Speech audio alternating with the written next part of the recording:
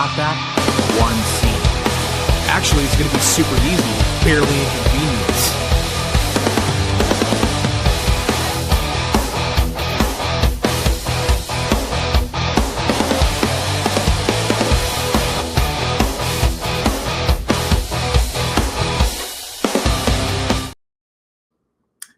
So Kate Winslet is in the new Hunt for Gollum movie. There's a new G.I. Joe movie in the works, and you will not believe who they're getting to write this thing. Arnold is coming back as Conan? ? And James Gunn is receiving Backlash. What else is new? This is Small Zero. Hello, everyone. My name is Ryan Cam. Thank you all so much for joining. And joining with me, starting things off, is Matt Wyatt. Matt, how you doing tonight? I'm doing great, dude. I'm so glad that we upgraded this software for StreamYard for the show, and yet now we finally come to fruition that we have finally launched this Small Zero, because we've been talking about it for like for the past year of how we're going to get this thing together, and I'm so excited that now it's finally here. After much procrastination on my end, shame, we're finally doing it. And also joining from 3D Movie Cinema is Jacob Collins. Well. Hello there, fellas. It's like we got a sausage party going on tonight, buddy. Ooh. And I'm not talking about the Seth Rogen film. Thank God. But how are you?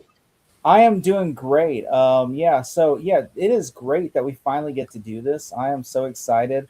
Yeah, this is literally, this is really something. Wow, I can't believe we're finally here and doing this. I'm going to be handling the tech stuff tonight. But, if you got a question in the comments, feel free to leave us in the comments. Leave the comments. We will not read your comments out loud right now. This will be at the end of the show after we're done with the segments. So just feel free to leave a comment. If you have a question for us, anything like that, feel free to leave a comment in the comment description below, or in the comment section. Okay. And I'm excited. Me and Matt have actually been watching a show that, it's on it's a little streaming service called Peacock. Peacock? Yeah, we're watching The Cock. Pause. Yeah. We were watching it, and it was, let me tell you something, okay? It was a show that was hilarious. At least we both, I thought it was hilarious. I'm referring to, of course, Ted Season 2. Matt, what did you think about the show? Well, I started watching the first season of Ted because I watched it very late in the game. It was about like a couple of days ago, and I got through it in a day for the first season, and I really enjoyed it. I think it was very funny that they were poking fun of a lot of stuff, and it's more of a F you to cancel culture. I think it was an interesting idea that they wanted to do a prequel story about John and Ted's friendship together during their high school days, and it was a little different for the parents that we get to focus on the family. They're basically like the modern version of All in the Family, if you really think about it.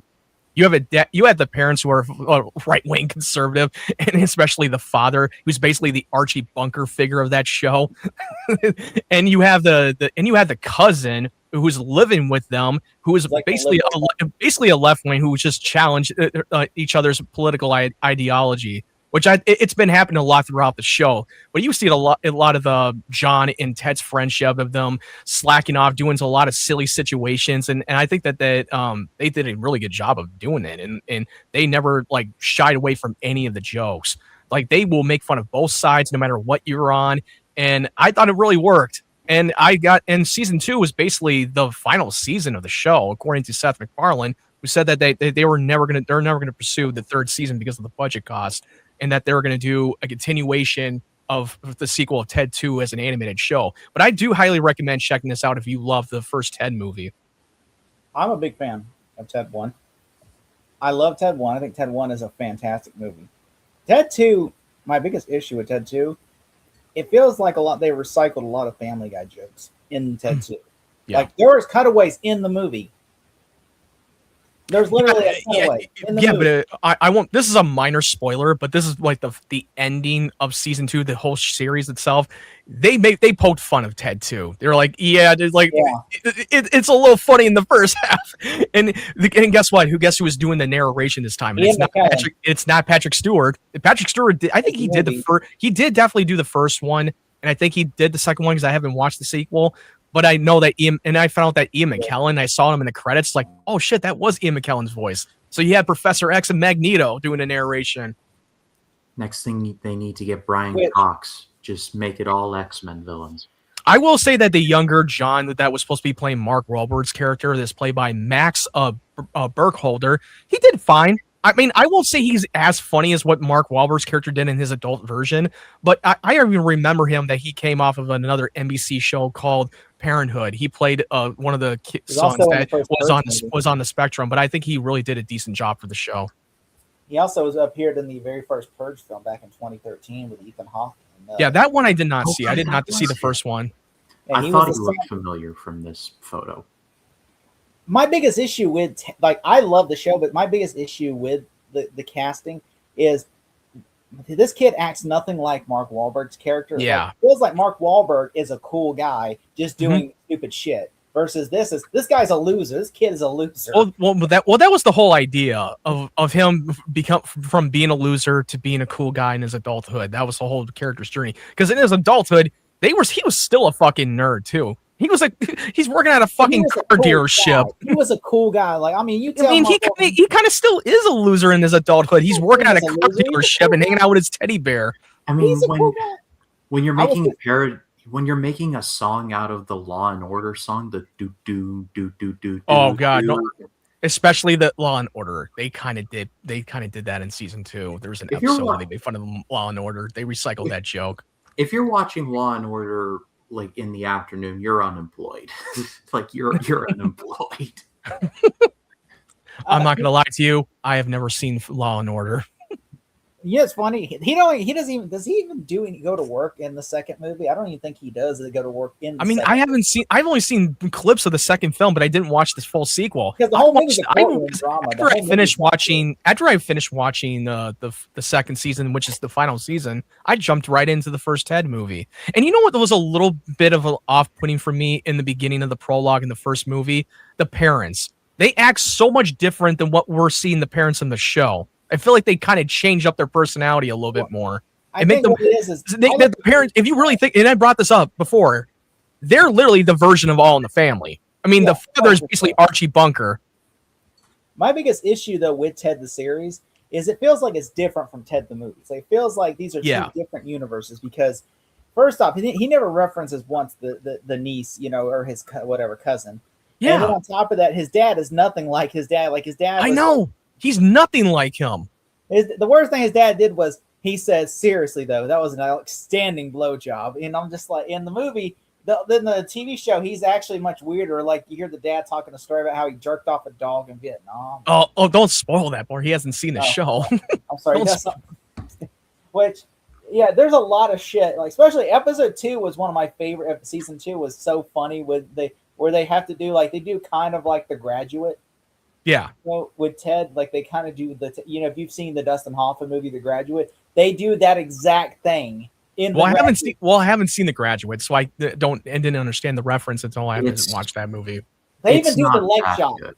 They even do the leg shot. It is good. I like it. Dustin Hoffman is really good in the movie. It's about an old woman hitting on a college student.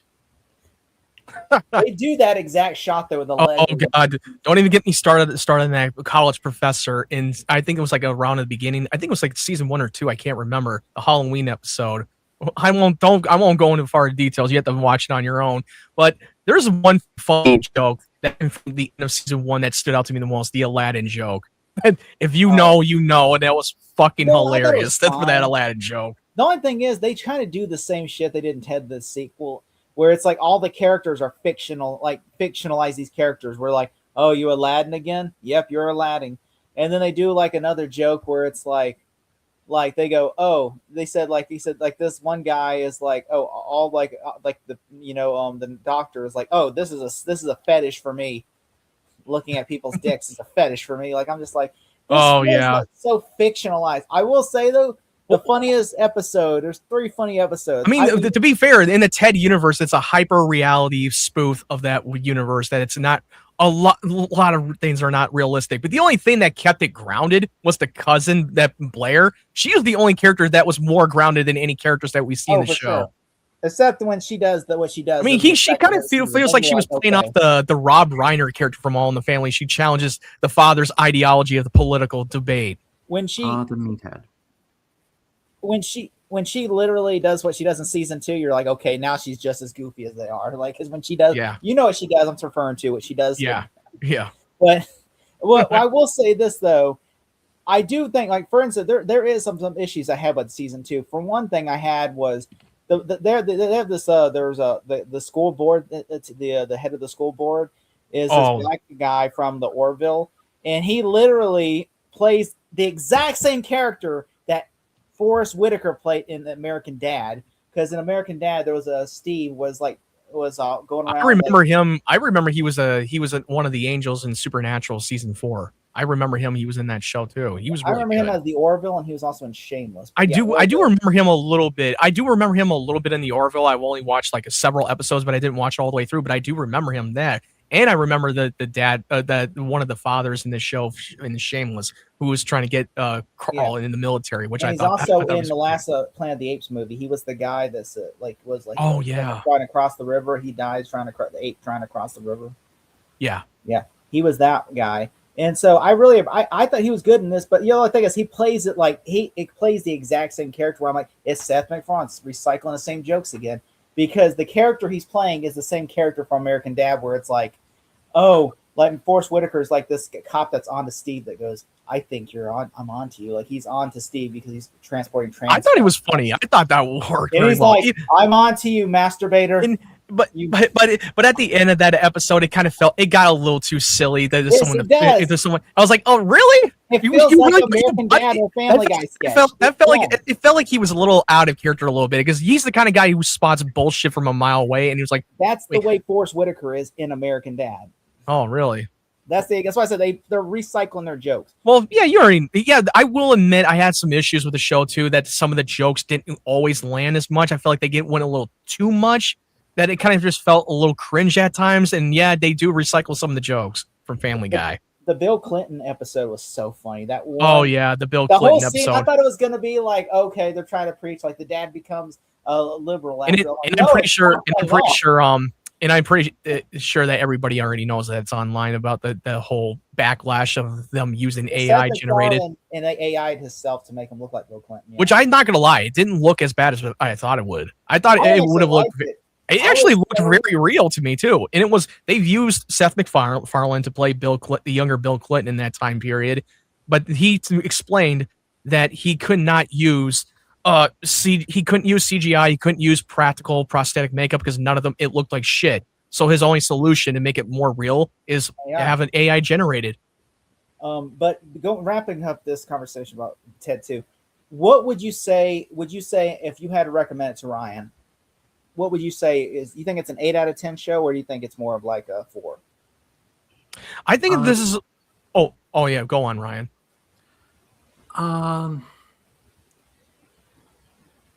I'd say I haven't seen season 1, so please keep that in mind. I haven't seen any of this at all, but just I'd go firm middle of the road and say 5. So are we selling you on the show to sell or not to sell?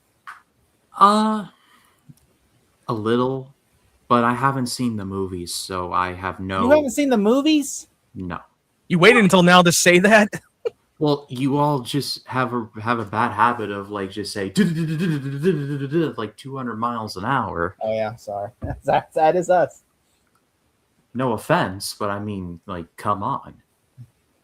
It's like trying to play catch up when it's like Wile E. Coyote and the Roadrunner. So, it seems interesting, but I don't really have anything else beyond that. I would say it is an 8 out of 10 show, though. I mean, I would highly recommend it to you, Ryan. It is. I mean, they do recycle jokes from Family Guy, but if you've never watched Family Guy, so it's probably not going to. Like, there's this in episode 2, or not in the second Ted movie, they do a recycle a Family Guy joke where he goes to the sperm bank, and they do the exact same joke, and I'm like, it was funny and Family Guy did it. Now it's just like, I've seen this joke before, but if you've never seen the joke, then it'd be really funny.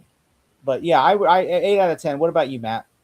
I'm going to give it a 7.5 as a series as a whole. I think it's definitely worth the watch. I had some smaller issues with some of the shows and some of the jokes that didn't 100% land, but it was still a watchable series. I still enjoy hanging out with the characters. Well, he says, are you a big fan of Ted 2? Let us know as we discuss Ted 2, and we will hear your thoughts in the comments below. Now, moving on to the next topic. All right, is the topical headlines. Ryan, which we need to get a little jingly intro for that. The topical headlines. All right. All right. No, actually, we're doing the weekend box office next. Okay, never mind. Weekend headline. All right. Got right here the weekend box office. All right. So yeah, that's got weekend box office.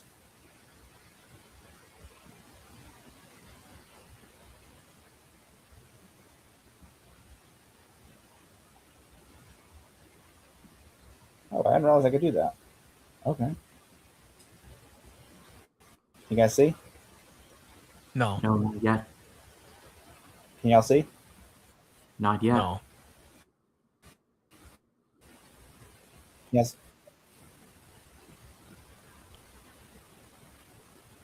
Oh, I'm so stupid. Sorry. Can y'all see? There it is. All right, Ryan, why don't you do the honors and reading?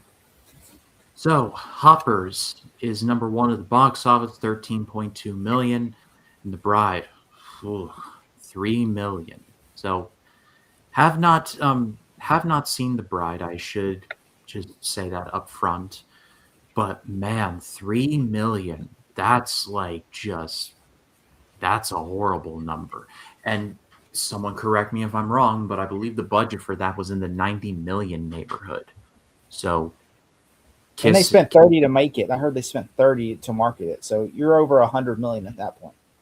Kiss goodbye the directing career of one Maggie Gyllenhaal. Like, this movie needs basically 200 to break even, and it's only made $7 million.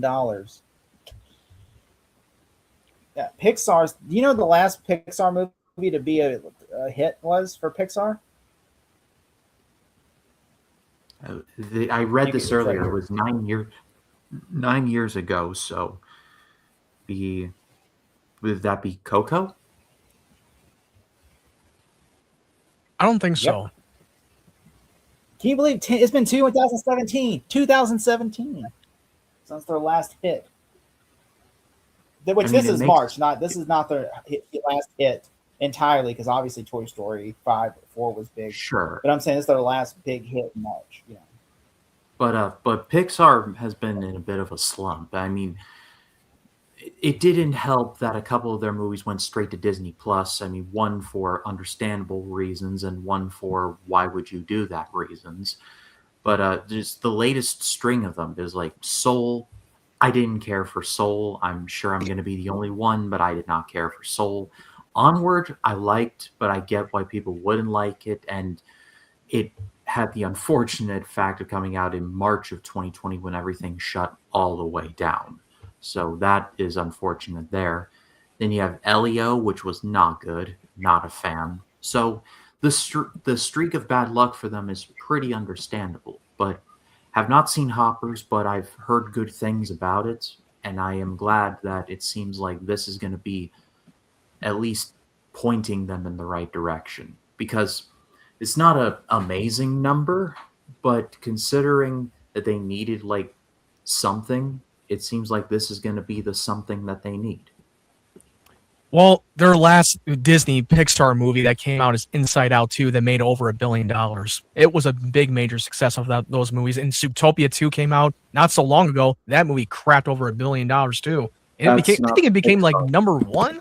I think at the box office this like last year. Zootopia is not Pixar though. Yeah, that's not. But it's Pixar, still Disney. It's still part of Disney. But Scream 7 got $3.5 million, which, oh boy. Which, I mean, the movie made enough money to where it justifies another sequel. So, And also, this was Scream like 7, on the they're third. probably happy with that box office. And also, this was like on the like second or third weekend of the Scream 7 since that movie came out. So it did break even. It was able to break even from the budget. So basically, all right. So this is the right here. If you can now see the screen. Yeah. Box Office Mojo. Can you see this? No, so I don't these see are them. Hoppers is number one with 40. Well, no, we You can't see see it. It's still you're still on Variety. Can you see it now? Oh, No. sorry. No, Hold on. Let me. All right, hold on. Let me see. Let me share screen. All right, here it is, right here.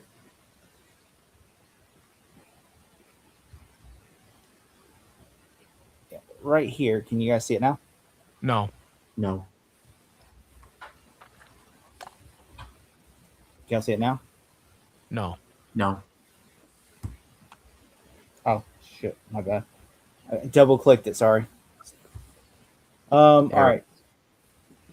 So Hoppers open number one. Scream. By the way, The Bride didn't even get number two. It got number three. Can you imagine last week's Scream movie made more money than this? It made 17 compared to making 7 million, which these are the figures right now. This is right now. Yeah, so well, and also The Bride was not the best marketing either. Nobody gave a shit about that movie coming out, and it had mixed receptions, which I have not yet seen Bride. I still have not seen it. And No, and I'm happy that Scream 7 got a success. saw it. I mean, I'm happy that Scream 7 got a success, even though I thought the movie was fucking terrible.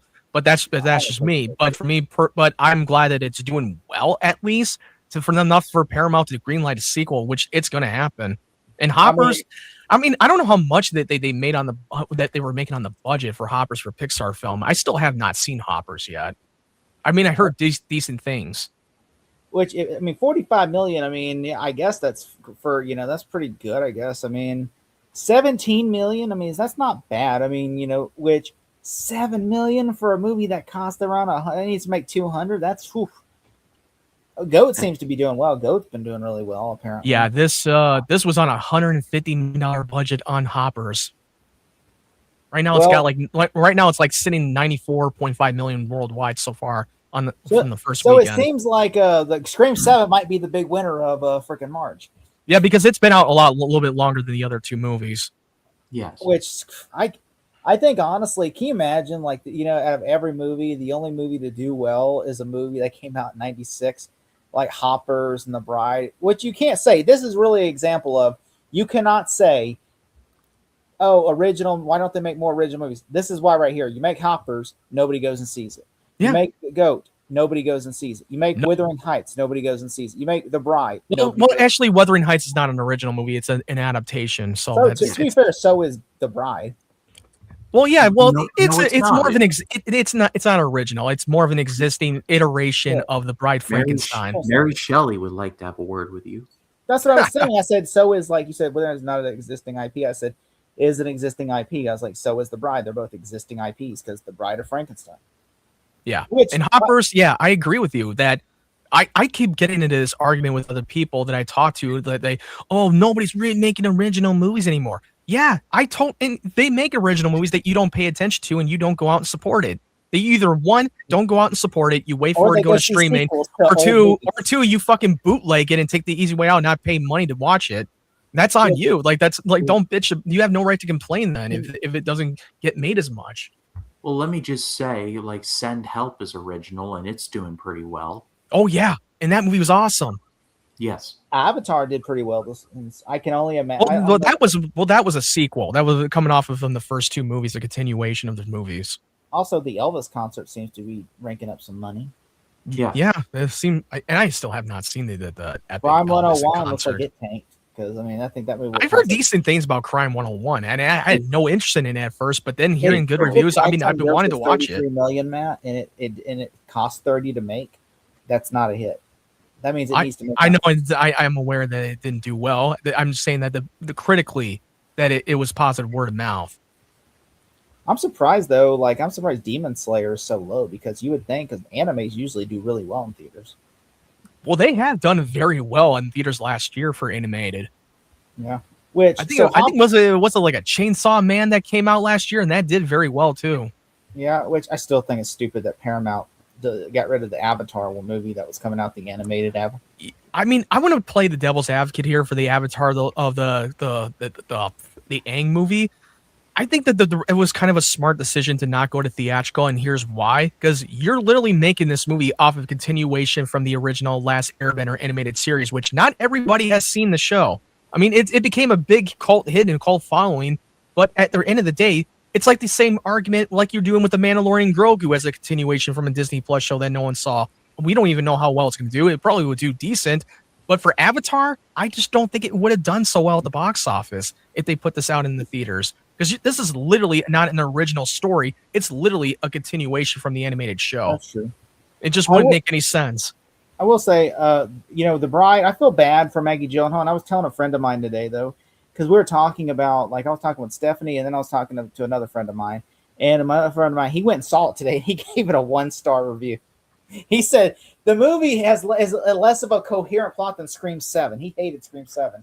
But he said, you're talking about The Bride that they saw? Okay. He gave it a 1.5-star review, and he said the movie is a mess. He said the movie is all over the place. He said Scream 7 has a more coherent plot than The Bride. He said because that movie, it doesn't know if it wants to be a musical. It doesn't want to know if it wants to be a Bonnie and Clyde story. It doesn't know if it wants to be a Frankenstein movie. You know what that reminds us? Joker Delay Failure Duel. Yeah, I should have asked him about that. Like, what do you think? It kind of reminded me from the marketing standpoint. It kind of feels like Joker too. He said it's like 1 minute they're focused on this character, then they jump to this character, and then they focus on this character. Then you're like, all right, then you're interested. It's like, he said it's like a bipolar person made this movie. That's what he said to me. And I was like, wow, okay. And so, yeah, he told me it's a very awful movie and everything. And I was like, which Stephanie told me, she's like, she was going to go see it last weekend or so, but she didn't. And I told her what he said to me, and she goes, "I think I'll wait for HBO Max." So I was like, "Yeah, me too," because I'm like, that sounds like, which I'm sure it's going to be on there in the coming weeks. It's going to tank. It's going to drop on another weekend and after another, and it will continue to decline. In about a week or two, it will drop on VOD. I guarantee you, it will happen. Which I will say this. I mean, but like, yes, I feel bad for Maggie Gyllenhaal. I feel like they basically Dan Aykroyd her. Essentially, because Dan Aykroyd, if you don't know, when Dan Aykroyd made a movie called Nothing But Trouble, and it felt like the same exact story essentially, where you have a direct actor who's in way over their head, who is writing this movie, directing this movie, and they have this giant budget and they're trying to balance the cast. And I'm sure other people had their input of like, hey, I think it should be this. I'm sure Christian Bale even come in and said, hey, I'm speculating. I'm just saying, I know Christian Bale, knowing him, he likes to be a perfectionist. I'm sure he came in and had his idea of how this movie should be. And I'm sure that everybody else had an idea how the movie should be. And obviously, I remember me and Jacob Martin were reading the test screenings for this movie were awful. People were walking out, this is a piece of shit. And so I now believe that, which I did reach out yesterday or the day before and told him, do you see this? And he goes, yep, I think they were right about the test screenings. I was like, it sounds exactly what we read is exactly what they're saying, which I feel bad for this because, I mean, she's basically getting this treatment, and yet I'm sure she'll make a movie again because this is not her first movie. I'm sure she'll make another movie again, but I damn guarantee you she's never going to make. I believe her last movie got an Academy Award nomination. So I don't know I don't know what movie it was called, but I know that they had a nomination. I just think that this movie, it was way above her pay grade to do a big budget movie like this. And on top of that, this supposed to come out last October. This movie last October. I think if it would have come out in October, I think it would have done better. I mean, it wouldn't have done it great, but at least it would have done better than this because you're putting this out, a movie like this in March where there's not a lot of movies coming out that month. Other than that later in the month, we know that Project Hail Mary will be coming out in about a week. Yeah. Here's the thing, okay? Remember I told you guys I thought this was going to flop. I told you guys I was right and wrong about two things. I was wrong about Hoppers. I was right about The Bride. Because I knew the audience there's no audience for this movie because they're trying to market it like This is the Chicago I mean, audience. let's be honest. That trailer for Hoppers wasn't that good. It didn't appeal to a lot of people either. Like I even watched that trailer. I was like, what am I watching right now? I thought Hoppers was going to be a big flop. I'm pretty sure if I go see it, I think the movie would be better than the trailer itself. I mean, it's happened many times before, but I feel like what's really what turned them off is the trailers did not look as good. My as they biggest were issue is why is it called Hoppers? That I don't know. That's the only question. Things hop, you see. I mean, wouldn't it be easier to just be called like Duggars or Diggers because like they dig in the ground, or you can call them like beavers or groundhogs or hog. I'm just saying like they're trying to keep it so not so derivative. The I'm title. just saying hoppers. I was thinking about calling what is it about? Is it a spinoff to Bug's Life about the grasshoppers? That's what I have. If I saw that title, that's what I'm thinking. And I'm like, it has nothing. You see a picture of a groundhog, you're like, that's nothing. But I digress. But what do you guys think? What do you guys think about the weekend box office? Do you think Hoppers is rightfully so? Do you think The Bride should have got more love? Do you think Scream 7 should have been there? What do you think? I think Hopper's winning makes sense. It's a family movie, so it's a pleasant surprise to say the least. I feel like this checks out. Now next week, when Project Hail Mary drops, that's going to be number one. If it's not number one, it will be very surprising to me. Especially when that movie's getting a lot of great word of mouth from the screenings. Yeah. And it's already sitting at like right now it's sitting at 96% on Rotten Tomatoes on Project Hail Mary. It's got like almost 100 reviews in total. So there's a lot of buzz coming off of it. Most people are going to see that 70mm screening of Project Hail Mary. And I wanted to see that, but I'm definitely going to go see it next Thursday, which I'm really excited, which I know that it's most likely to be the number one at the box office for the weekend. So what do you guys, I want to know what do you guys in the audience think of this movie, the Hoppers? Did you like it? Did you hate it? Let us know. Also, The Bride.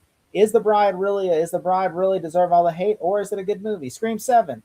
Does it deserve to be number 2 or deserve to be number 8? Let us know in the comments and leave us your thoughts below. And don't forget to like and subscribe. Now, on to the next topic, which I am literally excited. I can't believe, we got this now. Okay, now it's on to our topical headlines. All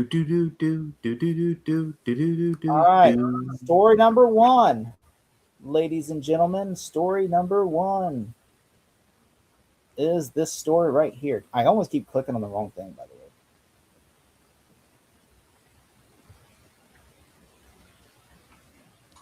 All right.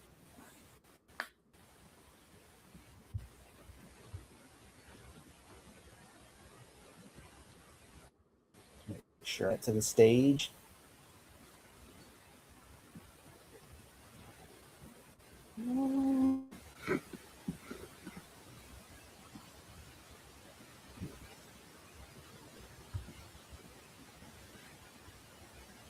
Can you guys see it?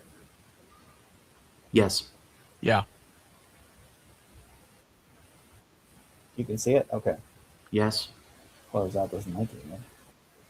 All right, Matt, why don't you read this headline? Why don't you read the story, the article? Kathryn Hahn confirms the role of Mother Gothel in Disney's live-action Tangled movie.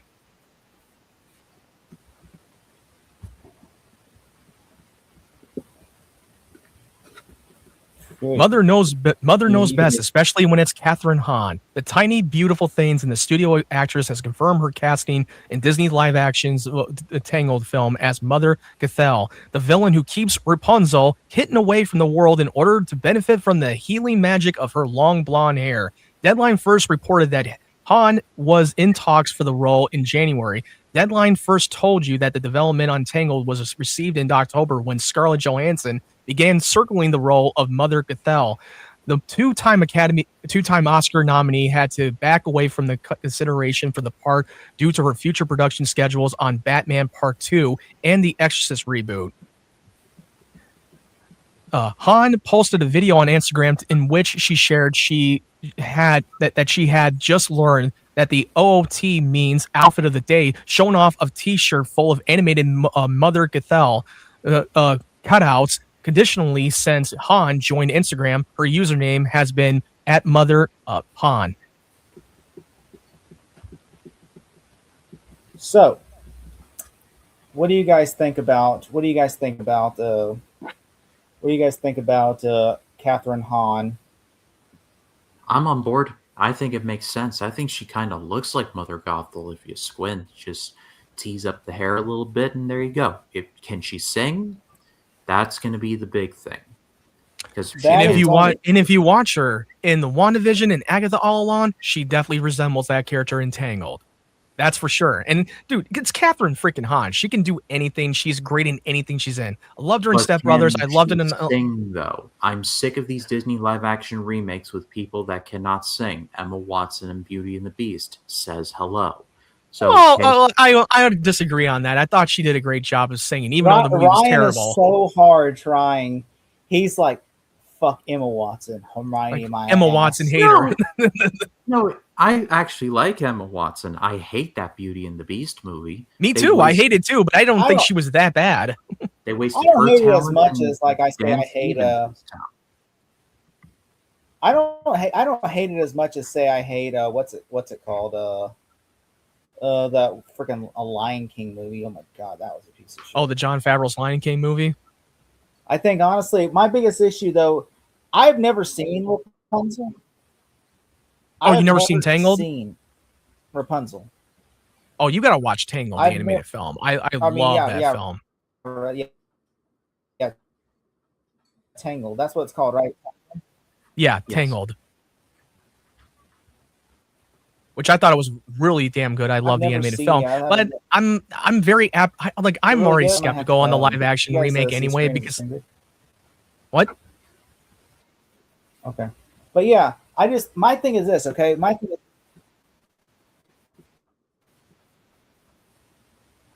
that is great casting. I do agree. Yeah, it's perfect. Yeah, I'm here, and I do agree with you 100% that she is the perfect choice. She could do no wrong. It's Kathryn freaking Hahn. I mean, I'm pretty sure that she could be able to sing the songs. I mean, I have no doubt that she can. She's very talented. I'm going to tell you right now, I liked her. Like, I'm not a big fan of a lot of the Disney plus Marvel shows, but I really liked her as Agatha all along. I still liked listening to that Down the Witch's Road. I thought she was great as Agatha.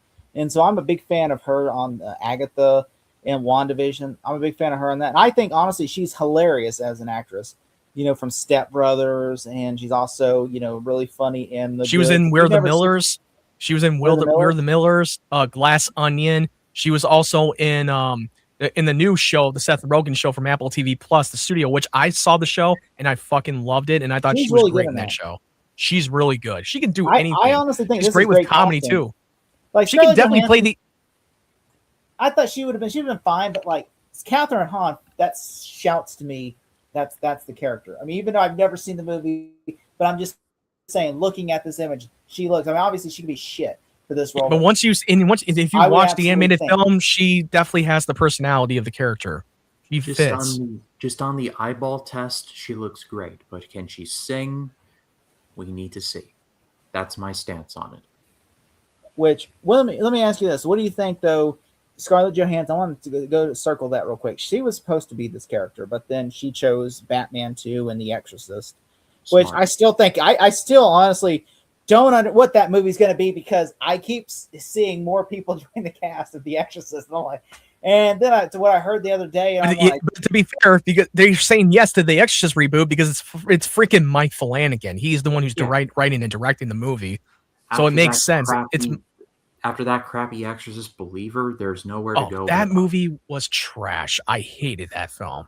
Bless the Exorcist. You have one all-timer, and then you have like The Heretic, and then you have Exorcist 3, which is really good, and then it's underrated. That is an underrated film.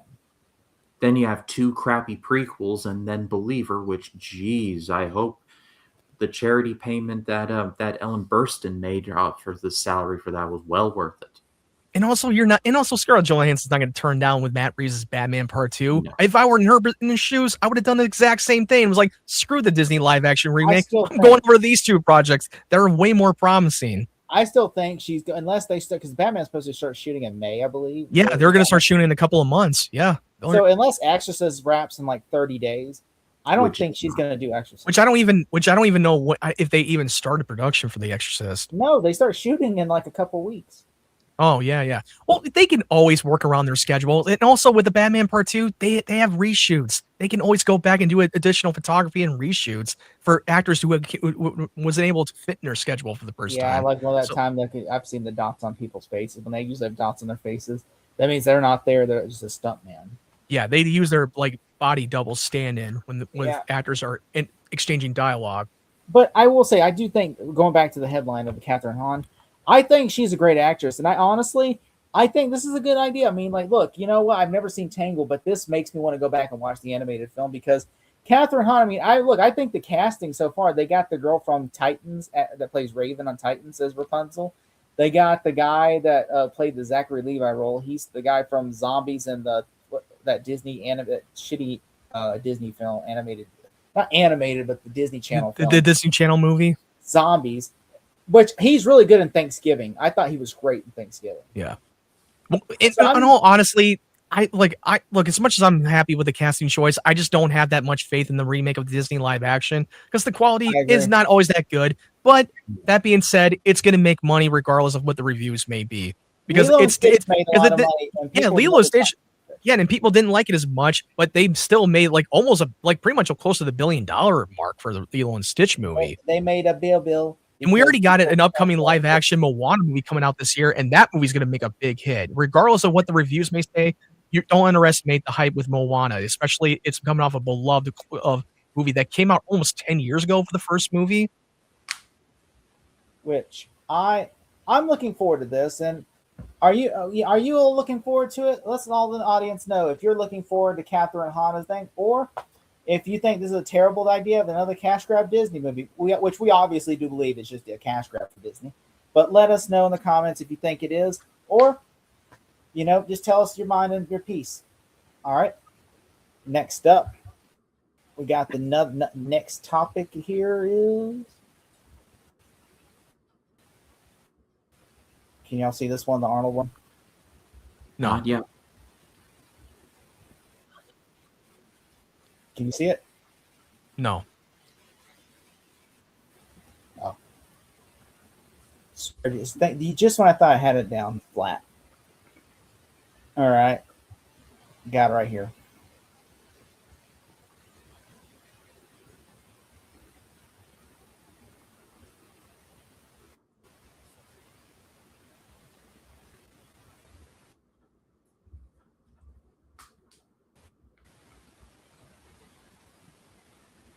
You guys see it? No. No. All right. You guys, hold on. Damn, this thing's slow as shit. All right. You got it? Yep. Yeah. All right. So, Ryan, you want to read the headline? Actually, I'll read this one. It's actually kind of want to read this one. Arnold Schwarzenegger has plans to star in a new Commando, a new Predator, and a new Conan. To which, why? Let's me ask this question because he's old as shit. Arnold has plans to return to some of the biggest movies of the 1980s. Again, keyword 80s. It is 2025 that are cornerstones of his career. Predator, Commando, Conan the Barbarian. The action star is obviously famous for some of the best action movies of the 80s and 90s and beyond, including The Terminator, True Lies, Jingle All the Way, Kindergarten Cop, The Running Man, Total Recall, and you get the idea. Which really, I mean, is Jingle All the Way and The Run is an action movie, or is Kindergarten Cop an action movie? I mean, Kindergarten Cop has, I would say Kindergarten Cop more, yes, than Jingle All the Way, unless you include, I mean, I just think that's unless you include the third act of Turbo Man, a little bit of an action movie. Let's not get lost in the sauce on this one. Let's just get to the news story. Okay. Most audiences would associate Schwarzenegger with the Terminator as he appeared in 6 movies throughout the franchise, most recently reprising his iconic role in the 2015's Genesis and the shitty 2019's Dark Fate. The later even reunited him with the original star Linda Hamilton. though now he's done with the Terminator franchise for now, apparently. But the star is planning to dip back into 3 franchises that he's also synopsis with: Predator, Commando, and Conan the Barbarian. Arnold is in talks for the new Predator movie with a script from Commando 2 and King Conan. During his recent appearance at the Arnold Sports Festival in Ohio, that right there should be the headline. Why was there an Arnold Schwarzenegger Sports Festival in Ohio? It's called the Arnold started telling the Classic. audience at the convention with 20th Century Fox for a new Predator movie from director Dan Trachtenberg, and that there's scripts in the works for Commando 2 and King Conan movie. They did an additional Predator direct. They did an addition. Is it really? Yes. I'm curious to know about that now. It's like Arnold just shows up. It's like Arnold Con. Yeah. Is there like a Batman and Robin impersonator, like Predator? No, it's a serious bodybuilding. Is it like a Comic Con, like a Star Trek con type? No, it's an actual bodybuilding. I was wondering. I thought it was like with, Arnold Con or something. Where you just like your and favorite Arnold character. No, like he made it big in bodybuilding, like pumping iron, like milk is for babies. When they get older, they drink beer. Coming in the gym and home and all that. Well, that was from a documentary called Pumping Iron. Arnold got so big in the world of bodybuilding. When I work out, it's like coming. He I remember that started very up well when he said, I was like, what? Started up the Arnold Classic, which is a bodybuilding like competition and posing and all of that.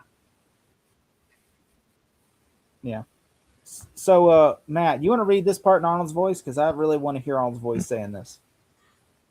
Which part? The top one? Right here, it says they did. Right here. Oh, they did an additional Predator, and the director has been doing a great job of that.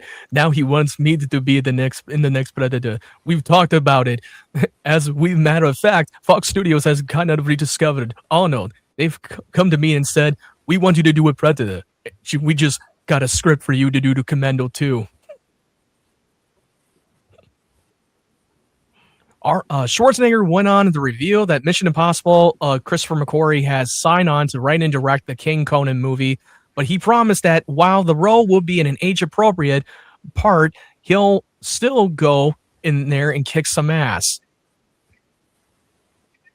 I mean, that's the key. If it's age-appropriate, then I'm Still all go and for kick it. some ass. And also, it's Christopher freaking McQuarrie who directed the Mission Impossible movies to write and direct it. That one I'm not too worried about with King Conan if it's in the right helms with Christopher McQuarrie. I think that would be a good fit. The star teased that what to expect from a King Conan movie by referring back to the book by writer Robert E. Howard. He explained it's a great old story that Conan was 40 years as a king, and now he gets forced out of the kingdom, and there's conflict, of course, but somehow he comes back, and there's still all kinds of madness, violence, magic, and creatures, and stuff like that.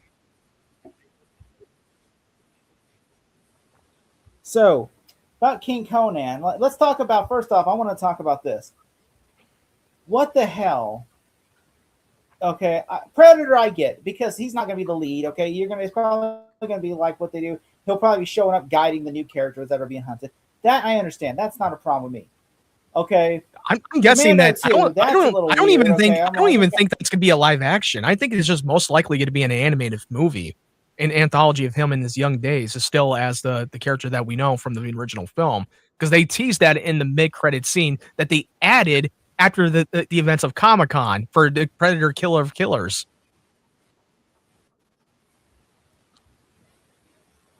Let's see. Right. You there? Yeah. Yep. Sorry. Headline was blurred. But no, what about this, though? My issue is, all right, first off, who's asking for Commando 2? Yeah, that's the one I don't care for. I mean, I love the original film, but it was just that movie was this movie was just a little bit more of great for its time in the 80s, where it was just hyper reality, over the top action flick, that it was all BS, but it was still entertaining at the time. And he was coming off of the first Terminator movie, and when that movie came out in theaters. So I don't think it would still work if you try to do a movie like this today to do a sequel. I don't even know how you would make that work. Commando movie was back when freaking what's his name? Wasn't even Reagan. It was freaking Jimmy Carter was president when that movie came out. Yeah, this was around the time that Jimmy Carter was the president in that time. Arnold was literally, I think he was before Terminator had even come out. I think maybe Terminator 1, maybe. And that's me spitballing. I mean, But, like, it might have been before or after because it came out in the same year. Asking, I would rather see a sequel to Total Recall. With I mean, you have him in the body. It was a little bit like a masculinity style of the 80s, where he was that any big strong man could do everything. He's a one man army. Like a Commando remake, essentially. The Marine is basically a remake of Commando. Oh yeah, you're right. Yeah, the Marine was basically a little bit more the version of the Commando. Yeah, which look, here's the thing, okay? I want to ask you guys this. Do you really think we really need a Commando 2? Yes. Or right besides Ryan, okay? Well, obviously we know Ryan over here wants Commando 2. Personally, it all depends. Really, Ryan really wants Commando 2. Ryan's like, yeah. Finally, someone said it. Woo-hoo! Yeah. I mean, generally for me, no, but it all depends of who's directing it. Who's at the helm of directing Commando 2? We still don't know. But the only thing I'm more excited is King Conan. Oh, if you got Christopher McQuarrie writing and directing, fucking sign me up. Now I have a little bit more faith in it. And if it was just any generic director, then I really don't give a shit. Which, here's the thing, okay, that I am of two minds here. I love Conan the Barbarian. I played the game. I love the game Conan Exile. I remember I got it for my birthday back in 2017. I played it for hours. Even it pissed me off, but I still played it for hours.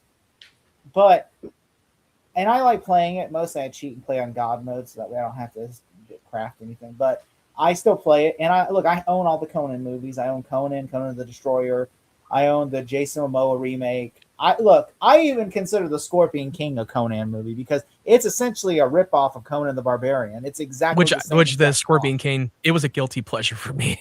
I know it's a ripoff, but it was a guilty pleasure for the first movie. And I will admit, I've only seen bits and pieces of the Conan movies, but I never really watched it in full. The first two, I own the first two on digital, and really good. I know most people would say the first one is still a better movie, and most people thought the sequel is an inferior movie. And I've seen the remake of the Jason Momoa, and that movie was fucking terrible. I love Jason Momoa, but that movie was awful. It's not very good.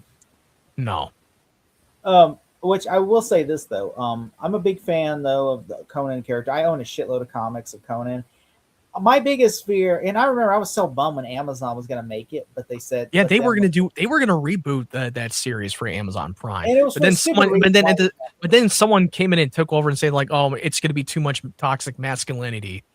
Yeah, because everyone's going to say, oh yeah, dude bros are going to be like, yeah, you know us. You know, we got strong man with swords, little hussy. Yeah, they're like, but yeah. I mean, I still wish they would have done this a little bit sooner for the King Conan movie because they've been trying to get that shit off the ground for a long, long time. And how many times did they keep announcing being the governor of California? He said that's one of the first projects is a new Terminator and then the new Conan movie. Then the new Conan movie, yeah. And to be honest, like even when they move forward and you got a good director behind it, you got to really knock the marketing out of the park because let's be honest. I mean, I love Arnold. He's I'm the biggest fan of Arnold's movies.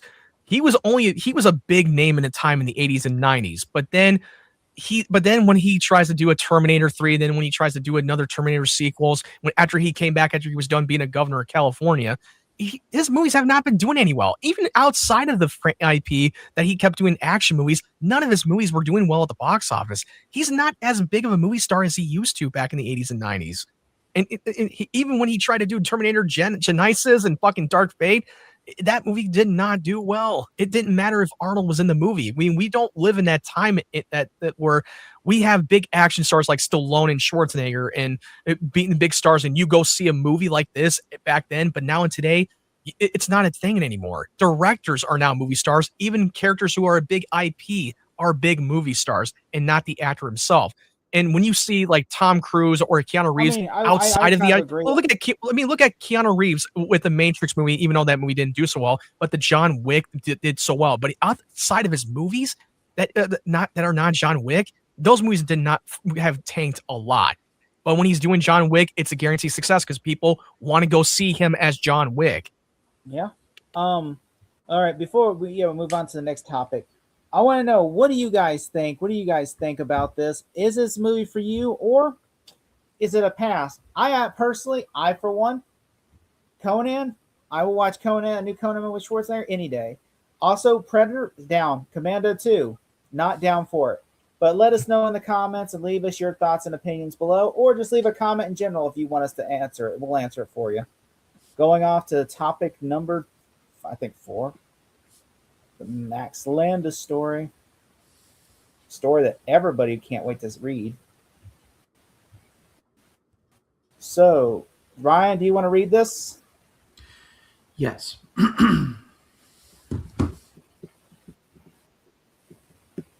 All right, hold on. Let me. That. All right. Can you see it? Not yet.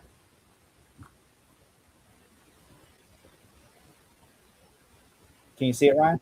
All right, start reading. No.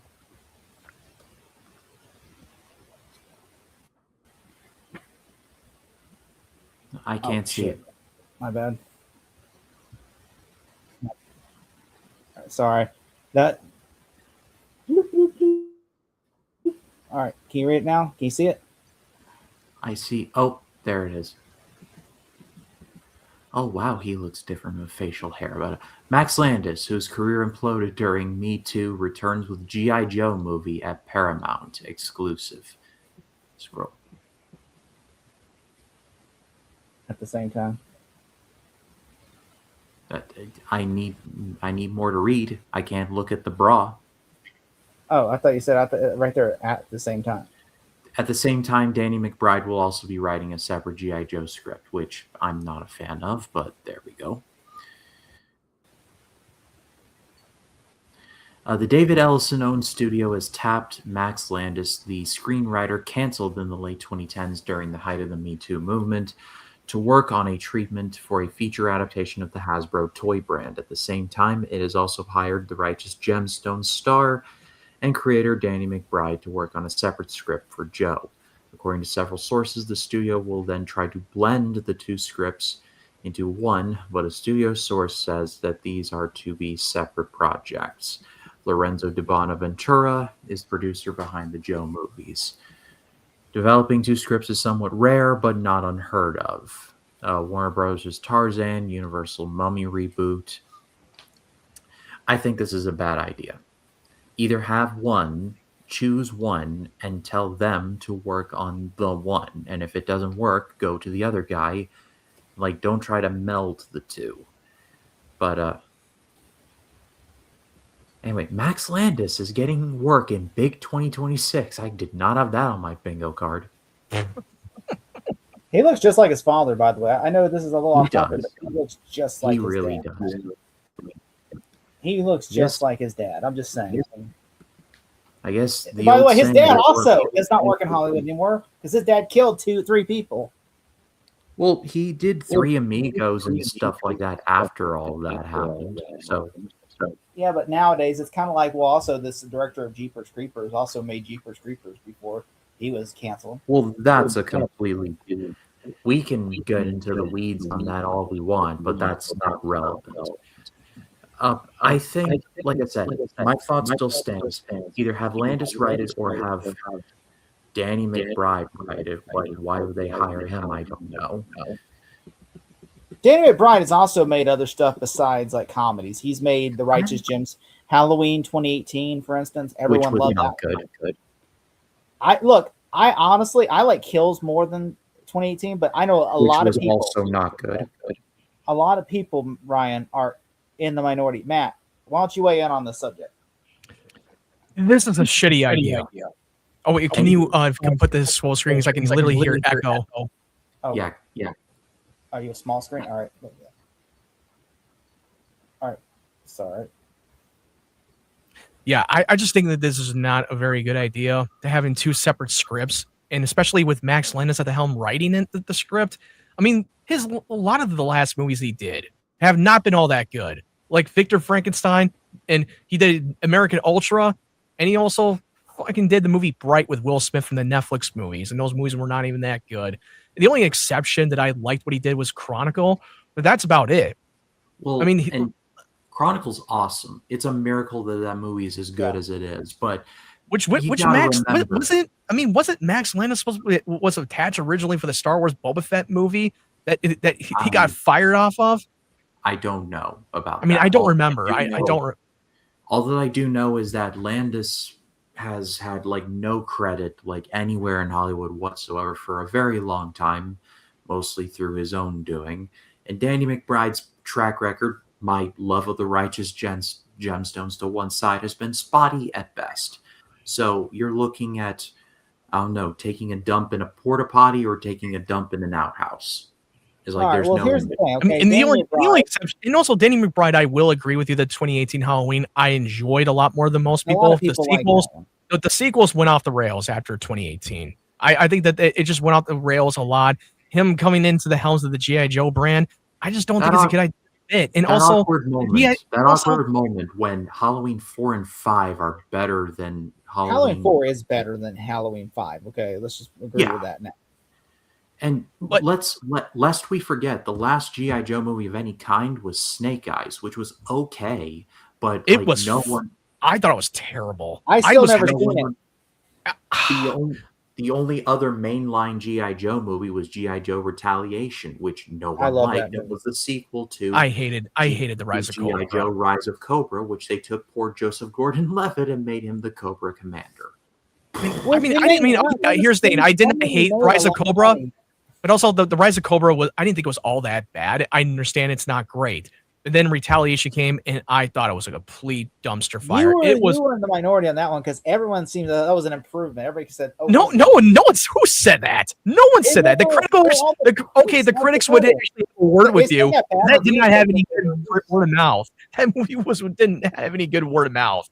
So I don't know who you were talking to because that movie was number 1 for like 4 weeks in a row. This story in mind, we're talking about financial wise. We're talking about critically this wise. Story in mind, I would much rather see the sequel to Transformers Beast Wars. I mean, that at least had an interesting G.I. Joe tease at the end of it. Yeah, because they were going to do a Transformers crossover of the G.I. Joe because they teased that in the mid-credit scene. Make a G.I. Joe movie. I mean, like, what if Danny McBride makes it like James Gunn made the Suicide Squad movie? Make it like an action comedy. Well, he just hasn't had a lot of improvement as a writer right now. I mean, he's not nowhere near as James Gunn. James Gunn had a better track record as a director than Danny McBride compared to him. To be fair, he's never directed a movie. He's only wrote movies. Yeah, he's never directed once. He's only attached to be a co-screenwriter of G.I. Joe. David Gordon Green is the director. It's going to be like from the director of Halloween 2018 Kills and Ends and Exorcist Believer. Oh, they would not credit that one. They would not credit the Kills or Ends or the fucking Exorcist movie. From the director credit him as the director of the 2018 Halloween. But they will never. You think that they're going to add in the shitty movie if they're to credit it? That would be a marketing buzzkill. Give it to Danny McBride, and he's like going to turn Snake Eyes into like someone who says dirty jokes all the time, ignoring like the code of silence or whatever. You're going to see his dick for some reason, where it's like literally, like he said, all of a sudden he's swinging on a rope, and all of a sudden his pants come down. All of a sudden someone's looks as I have a fear of penises. I think about a penis every night, and all of a sudden, Snake Eyes' penis slides across the goes. Ah! That literally. And also the G.I. Joe brand. Do anyone really care about the G.I. Joe brand? It's not as very relevant. It was great for its time in the 80s, but now and today they tried that so many times and they kept failing.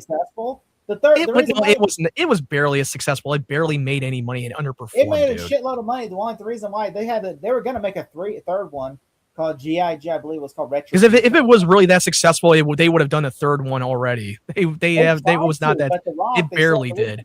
DJ Caruso said he was going to direct the third movie, but what happened was The Rock was. Here's the thing: this was on a $130 to $155 million budget, and it made $375 worldwide. It underperformed. It barely broke even. I mean, it didn't even make 400. Back. They barely did, dude. It was like a fucking like Captain America: Brave New World box office money. I would say it's more like Captain. I would say it's about Captain America: First Avenger box office wise. Brave New World lost money. They did. They lost a lot of money, especially when they were adding the reshoots too. But I mean, they were going to make a third one because I remember for years The Rock was like, "Oh, we're going to make a third one." And the director is it G.I. Joe 3 hires director, and everybody. Bruce Willis was coming back, and everybody. But then the director said the reason they had a script that was written, but what happened was The Rock is too expensive now, and they said so they couldn't do it. They couldn't be able to afford him.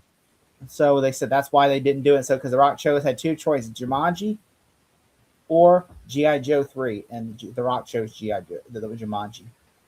Which, not gonna lie, that's a smart idea on The Rock. I mean, because that movie It was smart on his part because it made money. I mean, he could have chose. That's what they said. Paramount had two options: reboot it or make a third one with The Rock. Which The Rock their chose. and their next choice was just to do a reboot, but also do a spinoff to Snake Eyes, which I was so excited for that. I was excited for that movie. I love the lead actor, but then I watched the movie. God, it was the most forgettable, unwatchable movie I've seen. It had a great idea, but then it fell on its face. It's sitting on my shelf, and I've never watched it because I'm like, I'm gonna watch it one day when I'm just bored and there's nothing else to watch. I think you just like save yourself some time. Yeah, I mean, but that's our thoughts on G.I. Joe. Do you think? Let's ask you in the comments. Do you think Danny McBride? Do you think Danny McBride should make G.I. Joe, or do you think Max Landis? I will say this though, going back to Max Landis. I will say, apparently, this, from what I read, he actually was like, this was just like a courtesy meeting. Like, he was never intended. And apparently, he's been sitting on this G.I. Joe idea for like a while. And apparently, they were so impressed with this G.I. Joe idea that they just literally, like, they greenlit this idea immediately the second. Because originally, he was just going to go in there and meet. He was just going in there to basically, they were just coming there and be like, we know your dad, who your dad is and everything, but unfortunately, with everything, we're just going to let you go. But apparently, he sold them on the G.I. Joe. So I honestly think he's probably the one that's going to get the green light over Danny McBride, only because I feel like he is probably because I mean, Danny McBride feels like, I could see them mashing the two up, but I hope they don't. So. But let us know your thoughts in the comments below and give us your opinions below. All right. Topic number 2. Number 6. Okay. All right. Second story, guys. And then we're going to go to the memorials. All right. Can you see? Yeah. All right, Matt, read the story. All right. Kate Winslet to play female led in any circus's Lord of the Rings: The Hunt for Gollum, Breaking Baz. To play female led in any.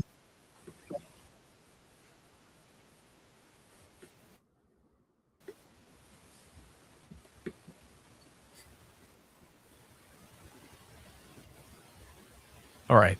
Kate Winslet will join Andy Serkis' Middle Earth epic, The Lord of the Rings: The Hunt for Gollum, in what has been described by Deadline by sources as the female-led, although the role has not been disclosed. Serkis and Peter Jackson spent most of last year's coaxing Winslet to appear in the film, which means uprooting to New Zealand to shoot her scenes in the film form late May through October.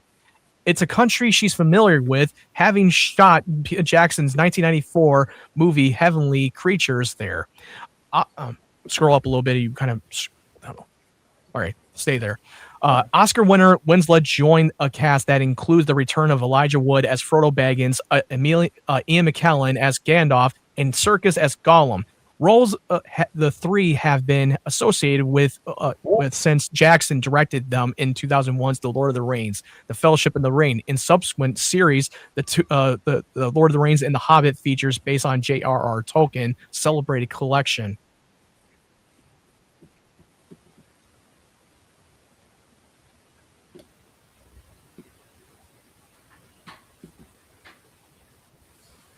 The new film follows Aragorn's perilous quest to capture Gollum before the creature can reveal the ring's location to Sauron. The story, much of it developed from Tolkien's footnotes, is set between The Hobbit and The Fellowship of the Ring.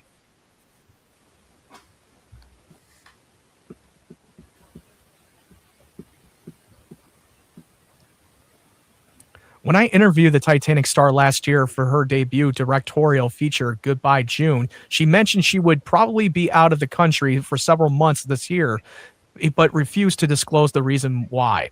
However, sources have told Deadline that the chunk of the time spent out of the UK will be spent filming The Lord of the Rings: The Hunt for Gollum. The casting has been rumored on some film blogs today. We've been sitting on the news for a while, but today can confirm the casting as legit. Circus has recently been in Los Angeles and New Zealand in pre-production for the film, which starts shooting in May with Circus in the director's chair. The Warner Brothers production has been scripted by Philippa Bournes, Fran Walsh, Phoebe Gitson, sorry if I'm butchering the name, and Artie Papa George. Yeah, God, I'm terrible with names, but the producers of the movie. But I'm not going to name up the list because I can't pronounce any of them.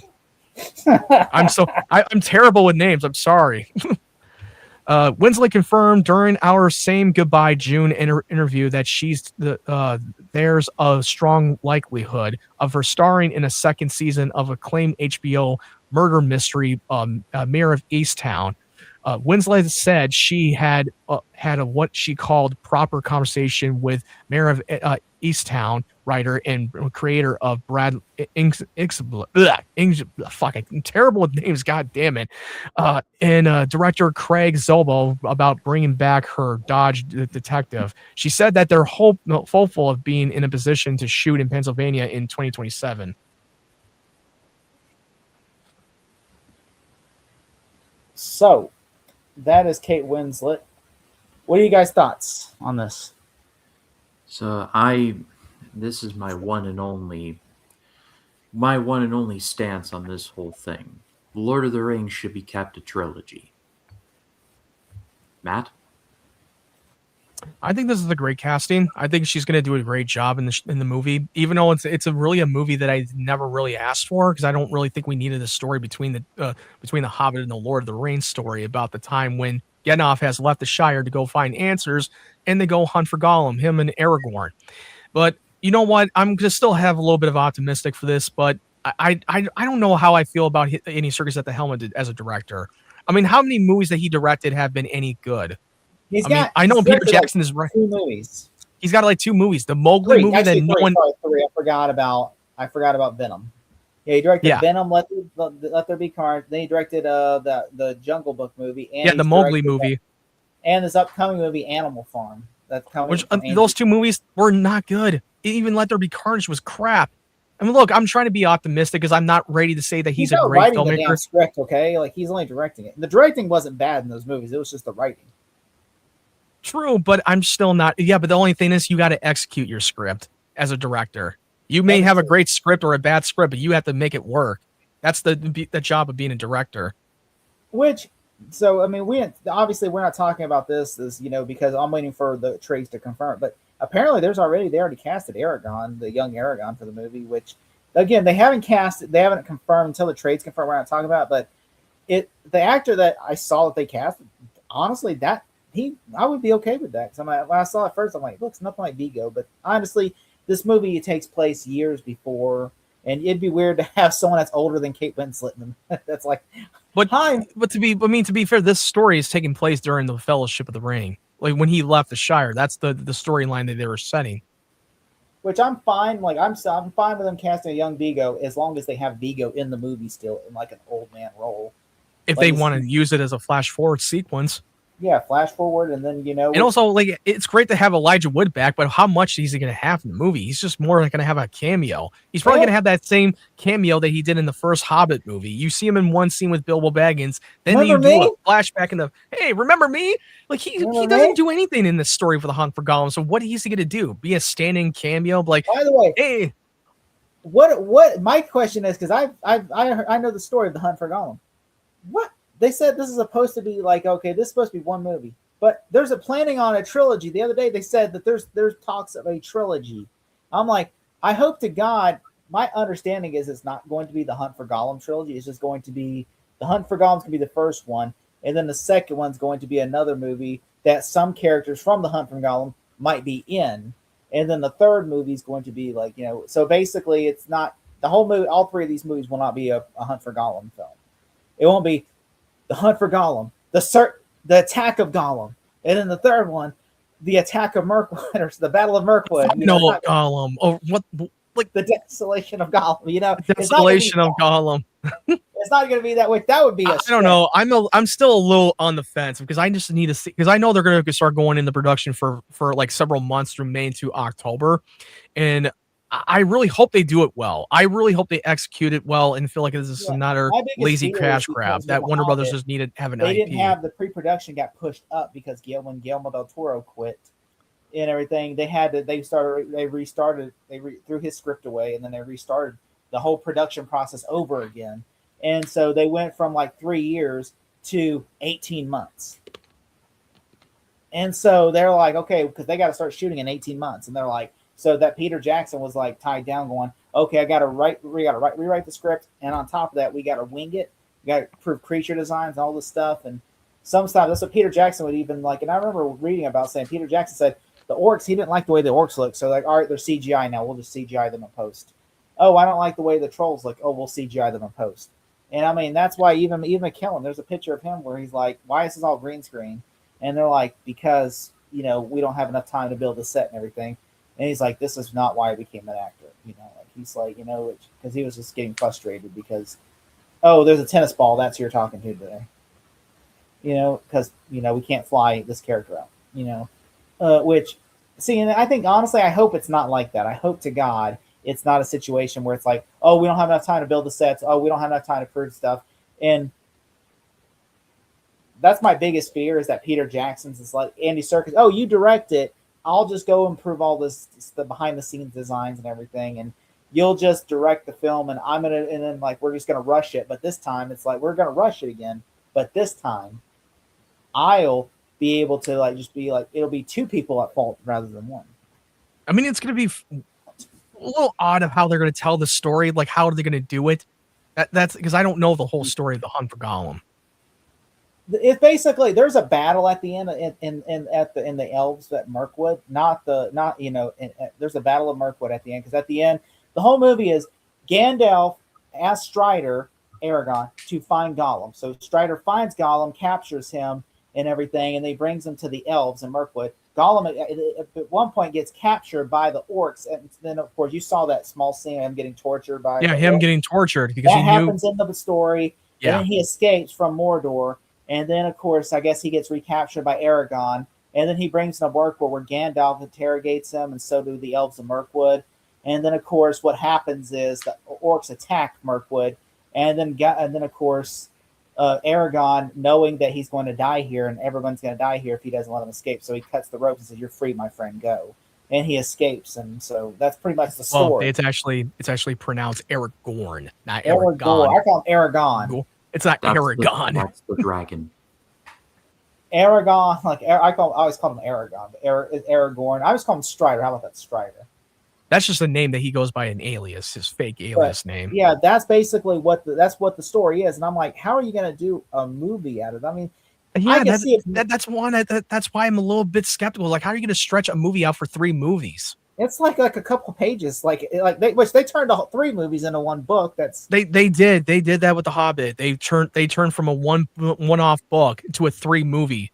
Which, I mean, I understand why. I mean, I could. It was the studio. The studio demanded to do a 3 movie. If originally this was supposed to be to do 3 movies again, but Peter Jackson, there's not enough material to do 3 out of this. It's story. Like, how are you gonna do? There's not enough material. So what? Again, it's studio demanding for 3 movies. They want to do a trilogy. They want to win the Oscar and get billions of dollars. They want to get an Academy Award wins, and they want to fucking win the Oscars. Like, dude, you can't not replicate the Lord of the Rings trilogy. It made sense to do a 3 movie because it was a 3 fucking book. No shit. They had to do 3 movies out of it. Which, going to Kate Winslet. I think Kate Winslet is a great choice.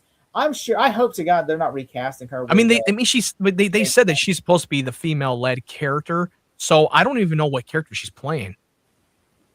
I mean, she can't be playing Strider's girlfriend because that would be the Liv Tyler role. No. And also, she's way too old. She's way too old to play the love interest in that movie. I think, honestly, the Anya Taylor-Joy is going to be playing the Liv Tyler role in the movie. Maybe I wouldn't be surprised if she is. What if she's recast of Evangeline Lilly's character? Because I know that character is supposed to be in in the movie. Well, yeah, And but maybe didn't they say that she was supposed to be in, and she kind of had to turn it down for I think many Lee reasons? Pace is going to return as the Elfmer, and I think she was Yeah. supposed to return, but I don't think she's going. I think maybe Kate Winslet is going to play that character. She might. I wouldn't be surprised. Which from what I understand, isn't like I think Kate Blanchett's supposed to be back as well, or maybe she's an entirely new character. I mean, there are other characters out Yeah, there. that's true.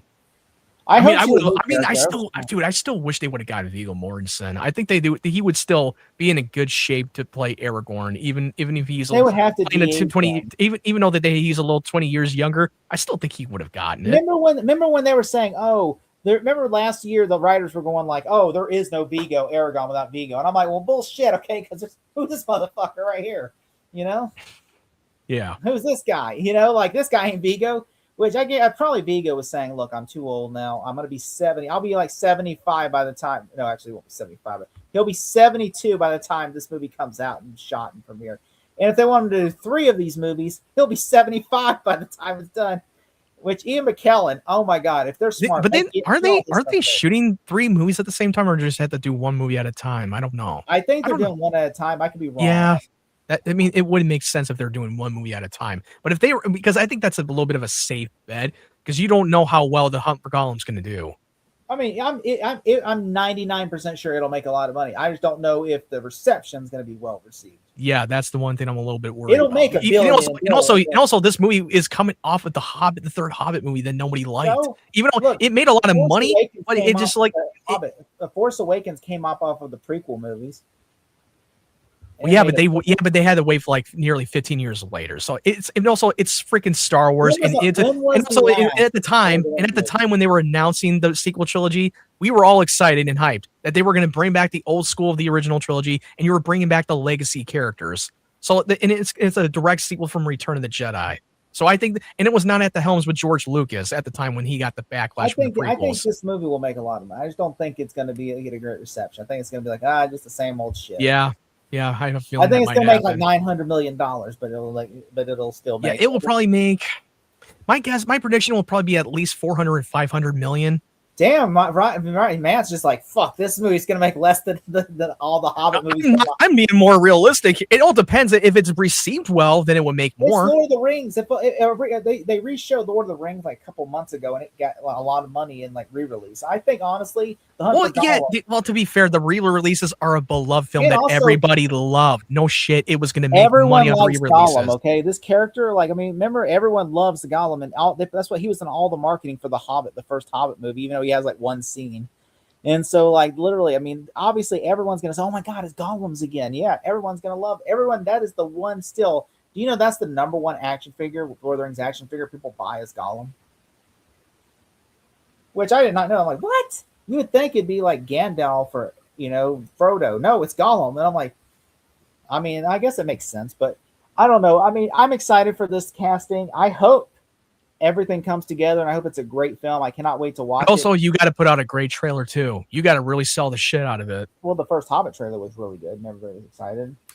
Yeah, and it's still but it still made a lot of money, and it was well received, and it was well received for the second film too. Which let us know your thoughts. He says, what do you think about the Hobbit movie? Is the Hobbit overdone, overrated, or are we just getting to it? Let us know in the comments and leave us your thoughts below, and make sure to give us your feedback on this. All right. Next story is James Gunn Backlash. I'm going to read the story. This is a stupid ass story, okay? Because all right, is it showing up here on the screen? Right. This story, I think, is the dumbest news story freaking ever. Like, someone did a hit piece, which Screen Rant didn't do the hit piece. It was Comic Book Movie, I think, started the hit piece, but it's just such bullshit. Okay, I want you guys to see this story. James Gunn is getting.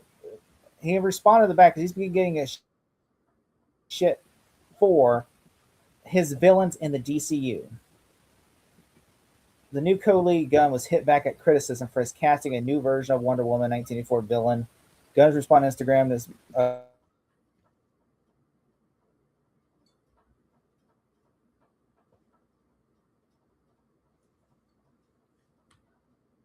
Now you're muted. I can't hear you. You're muted, dude. We can't hear you.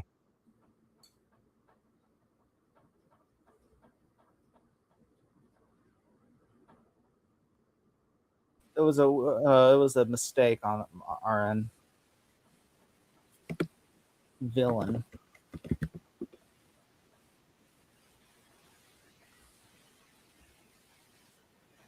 So so James Gunn, hold on.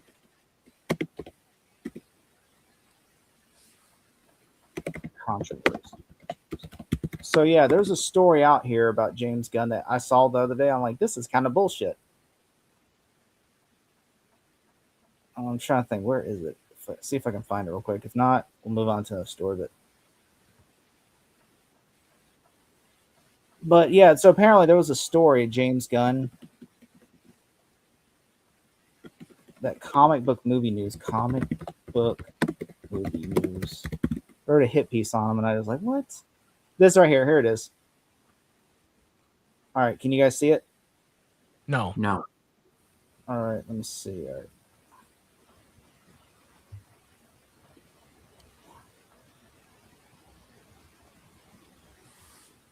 All right, I got it right here. Hold on.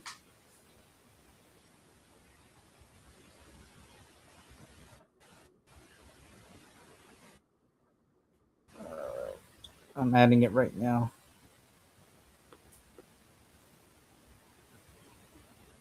All right.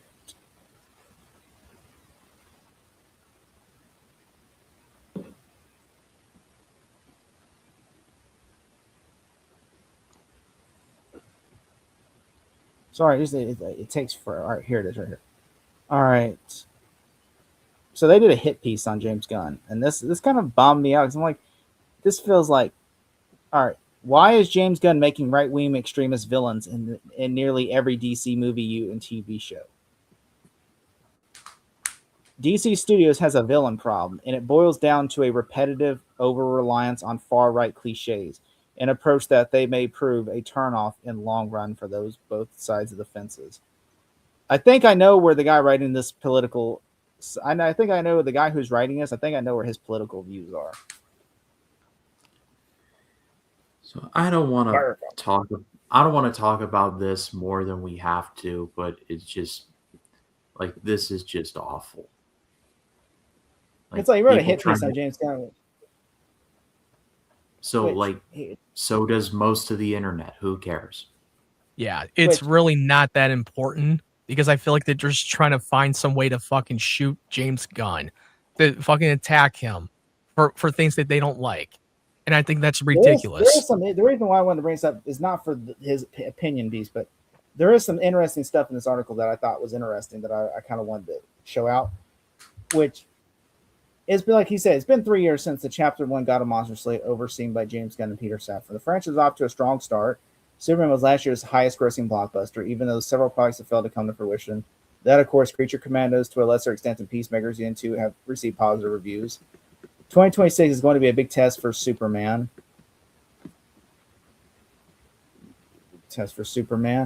As for the studio, as Supergirl, Lanterns, and Clayface were neither written nor directed by Gunn. However, his fingerprints are all over these two.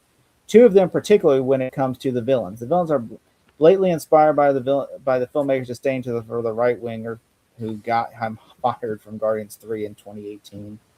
Given the current political climate, the article will likely stir up very different feelings than those of you reading it. With that in mind, let's make one thing clear: this is not an attack on conservatives or those who consider themselves on the right. Extremists on both sides of the fence are problematic, and the characters we all talk to them are violent incel conspiracy theorists spreading fake news on social media, racists and Nazis.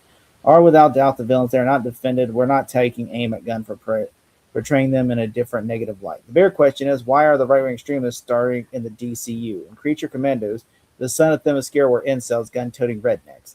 Superman solved Lex Luthor using mind-control monkeys to convince the world that Man of Steel was some sort of harem-seeking pervert. Not to dismay how some of the far-right once weaponized Gunn's crude jokes from the past to convince Disney that they disfired. I disagree with that. As an aside, he shouldn't have been fired and apologized for honoring heroes. The majority, including Guardians of the Galaxy, Crash and dismissed, massively overreacted. Peacemaker, Earth X, and House were racist right-wing Nazis. Meanwhile, they never showed that they were right-wing. They just said they were Nazis.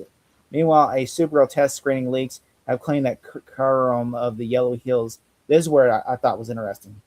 A Supergirl test screening leak has claimed that Karam of the Yellow Hills leads a group of sex traffickers, all of whom sound like an awful like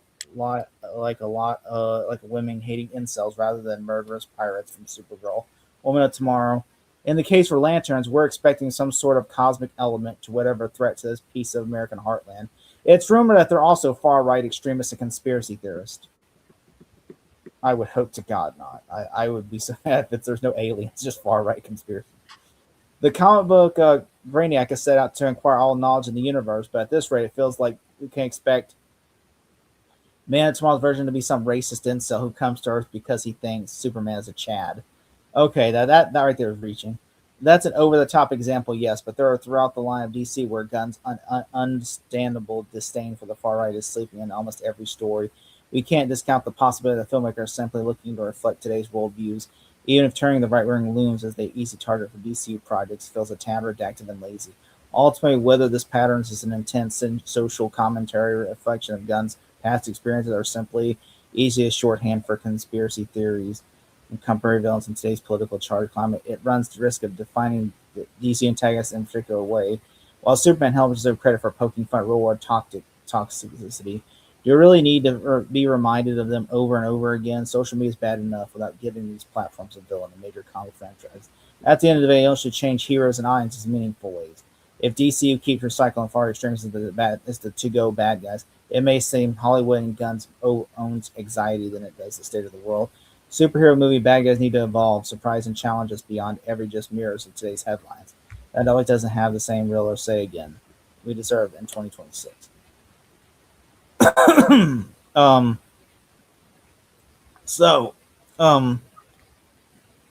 disagree with a lot. I don't think Lex Luthor was like a racist or not. Like, I think Lex Luthor was a bad guy who wanted to be the Man of Tomorrow. I don't think like he was never considered as a right wing. I mean, that's just something that they want to fucking make shit up. They stayed true to who Lex is in the fucking comic. He's literally the version that you imagine. And the trafficking, yes, he's done human trafficking by people he didn't like, the political agitators and his ex-girlfriends. Sure. Like, come on, dude. What the fuck are they trying to reach shit into this? I feel like that story, like, okay, for instance, Lanterns, we don't know what Lanterns is, okay? Like, which they even said in the article, they don't really know. They believe Lanterns is like, but as for Supergirl, I said Crom is a trafficker. So, I mean, like, pretty much every character, there's a lot of character. I mean, it's literally Daredevil, the first episode of Daredevil, are human trafficking. Yeah. The first episode of Daredevil. Remember, he pulls the Black Widow, the first 10 minutes of Black Widow, they're human trafficking. That's true. Literally, it's kids.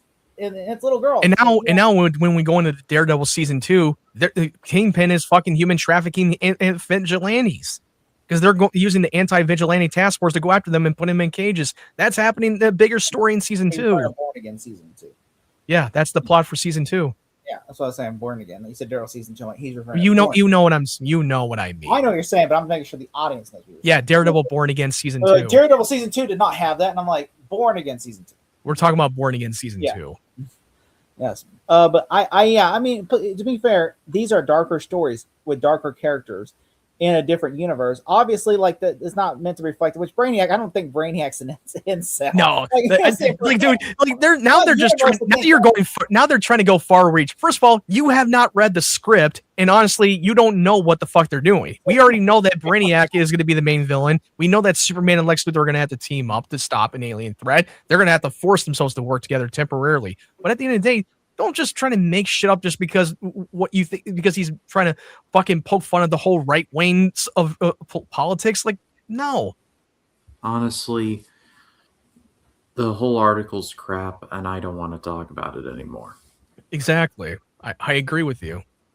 I think that's just. I just think that there's a bunch of people that just want to stir up drama. You already know that these are fucking James Gunn haters that will try to find any reason to fire at any projects that he does. Which, yeah, before we go, he said lanterns. Before we go to the trailers, this concludes our headlines for the portion. But what do you think about this? Do you think this is an overreaction, or do you think they're onto something? Let us know in the comments and leave us your thoughts below. All right, now it's time for the fun part, the Lanterns trailer. Have you guys seen the Lanterns trailer? Yes. Many times. I don't want to waste too much time. Okay. All I'll say is that I liked it, but it like Kyle Chandler in this, it looked like it must have been a rough time for him after he left Dillon High School.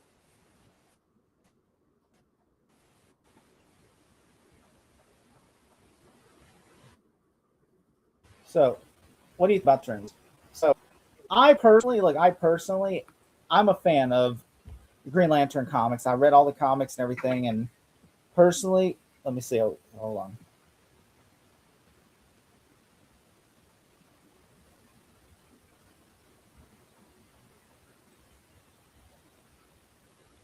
You ever talk with the other Lanterns? I'm the only human. They're aliens. One of them's a fucking squirrel.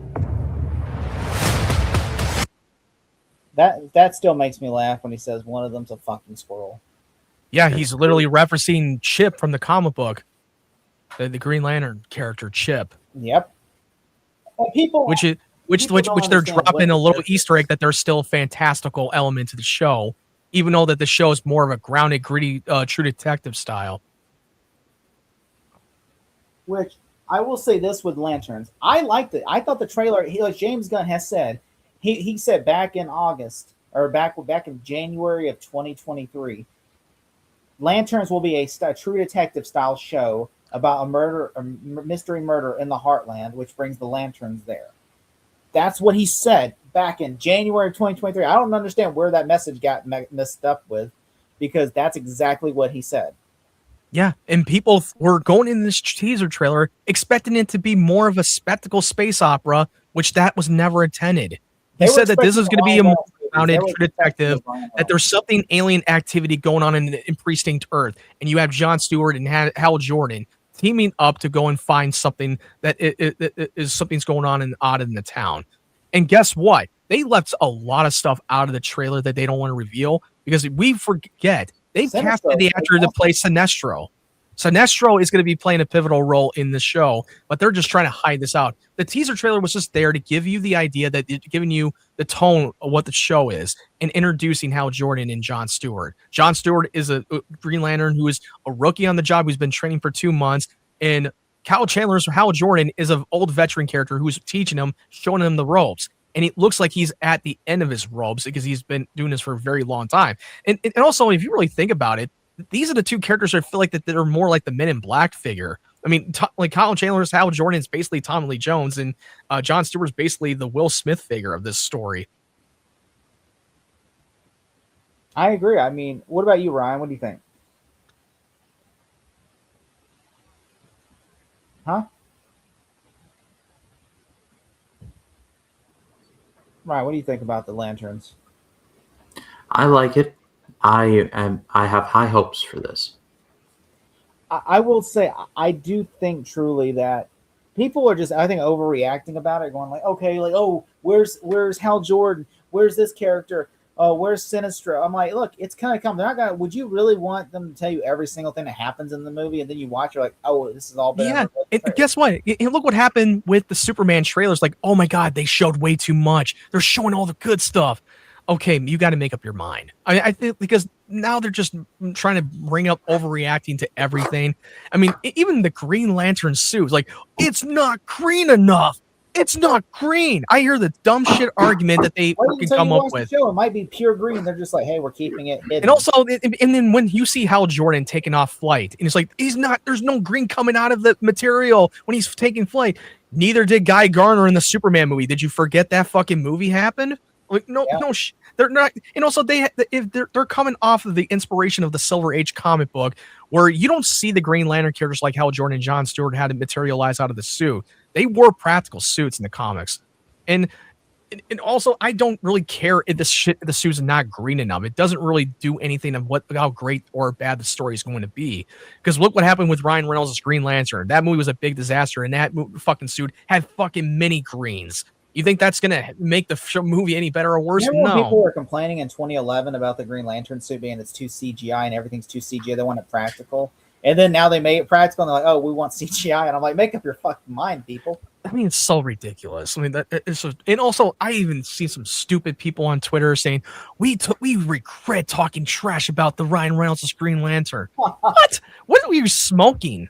What the fuck are you smoking right now? Like, yes, when he makes a hot and also, like, do you want them to reveal all the good stuff? No. Remember this movie, this show, and also this show is not going to come out until August. They still got months out to finish more We're of going to these get another episodes. trailer probably by July. And also, and this is an HBO show. I mean, how many shows of HBO have been a bit stinker? We don't have many stinkers. And They've people been are out there hits. blaming James Gunn as if he made the show, which he even said, I was never even on set of the movie. What James Gunn said, the only thing he did was when the show was done shooting, he gave notes in the edit. That's yeah, because this is another James Gunn DCU project that it's not done by James Gunn. The Supergirl movie's not done by James Gunn. The Clayface is not going to be done by James Gunn. I saw someone this week, and also the tone is way more grounded and more real, and the tone is nothing like what we see in the upcoming Supergirl or Peacemaker or Superman. James Gunn makes two goofy shows, two kids shows. Why can't he make something dark? Yeah, do you remember? Oh, do you even remember? Even before that Superman movie came out, even way before they went into production, they were always worried and fucking bitching on the internet saying, "Oh God, is this DCU project? Everything's gonna be too much like James Gunn. Is it gonna be too much like James Gunn?" Not like James Gunn, and then James Gunn's fault. Yeah, and also even I talked about this in the spoiler discussion during the time when Superman came out. We did a spoiler discussion. I even said James Gunn made it very clear that every DCU TV and shows and animation, all of it is going to have different stories and different tonal diversity. Matt, watch when the Clayface trailer drops. They're going to bitch and complain that Clayface is too dark. It's too dark. It's too dark. It's too gory.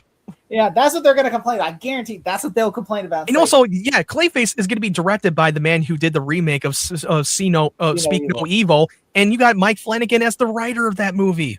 Yeah, which, I mean, here's the thing. I mean, Ryan, do you have any thoughts, final thoughts on this? Nope, you all covered it for me. And I will say that, yeah, it was a damn good teaser. I'm really excited. I have complete faith in it. I'm excited for the two showrunners that did Ozark and then the HBO series Watchmen. I think it's in good hands with them. Yeah, I'm excited. I'm excited for this. And yeah, I'm hoping for the best. I can't wait to watch it. I'm hoping it's very Green Lantern-esque. And did you like the trailer? What, did it not hit what you thought? Was it not Green Lantern enough? Was there not enough green? Let us know in the comments and leave us your thoughts below. Thank you. All right, now moving on to the last trailer, The Boys, the final season of The Boys. Okay, this.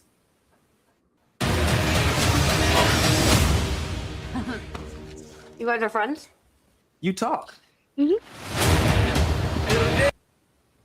I'm excited for this show, okay, because I love Homelander.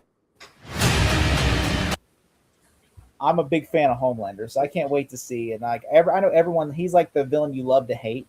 So everybody wants to see Homelander die because they're like, this is the final season. And obviously, I've been rewatching The Boys lately just so that way I can keep up because it comes out in a couple of weeks, which I did not realize. Do you know it comes out like literally like the first week of April, Matt? Yeah. Can you guys see it? Yes. All right, but yeah, this comes out in the first week of April or so, and it's going to be 2 episodes that are going to be dropped, and it's going to be like all the way I think up until May, and then it's like, can you imagine like this is the end of The Boys, and I always thought, oh, they're probably going to have like a couple like 10 seasons. No, this is the end. This is absolutely this is the end, and I'm like, it kind of feels like weird, because I never thought this show would end. I thought it'd be like The Walking Dead where they would drag this thing out forever.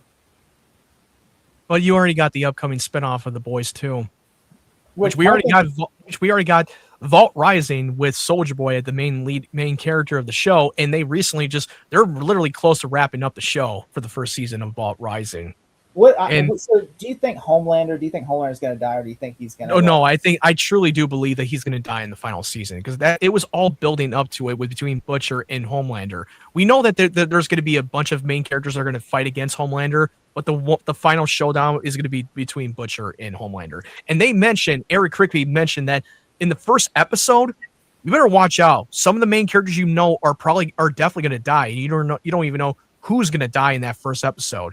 And it's going to really put people on edge to further the story even more. I feel like Frenchie's going to die because he just seems like I'm going to disagree on that one. I think it's either one, I think Huey might die, or two, I think it might be Homelander's son.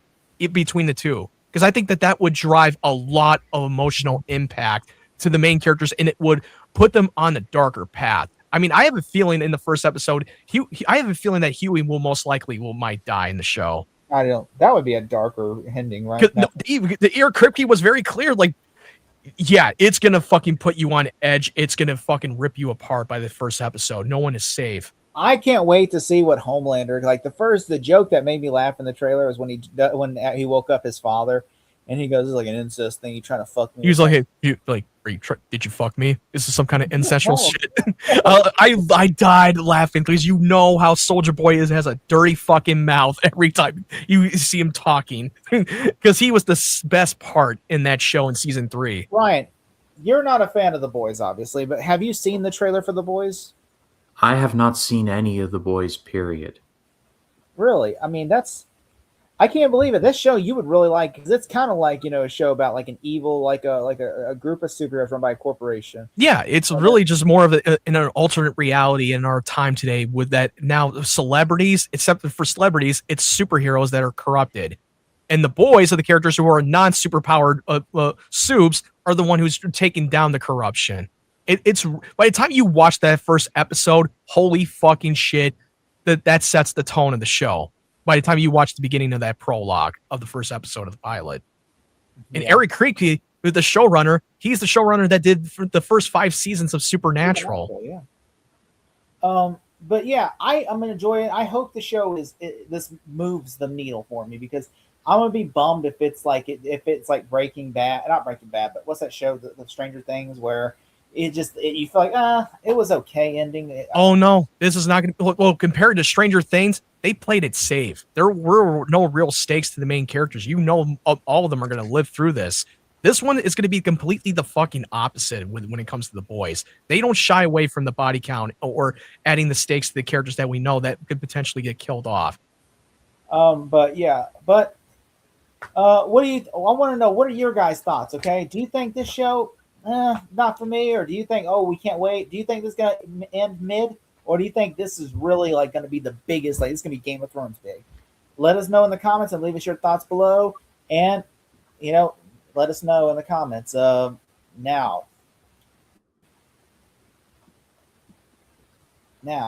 let's see.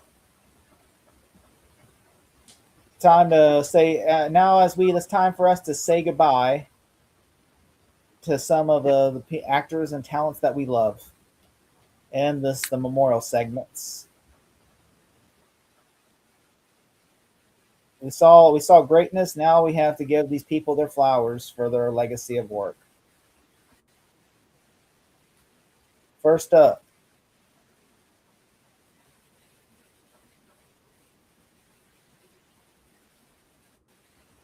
can you see the screen? All right. First up is Jennifer Runyon. Matt, if you want to read this obituary.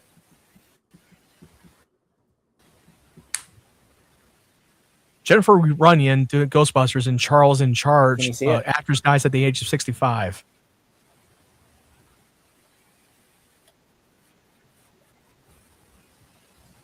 Well, you got to scroll down a little bit more so I can read it. Sorry, this freaking thing's not working.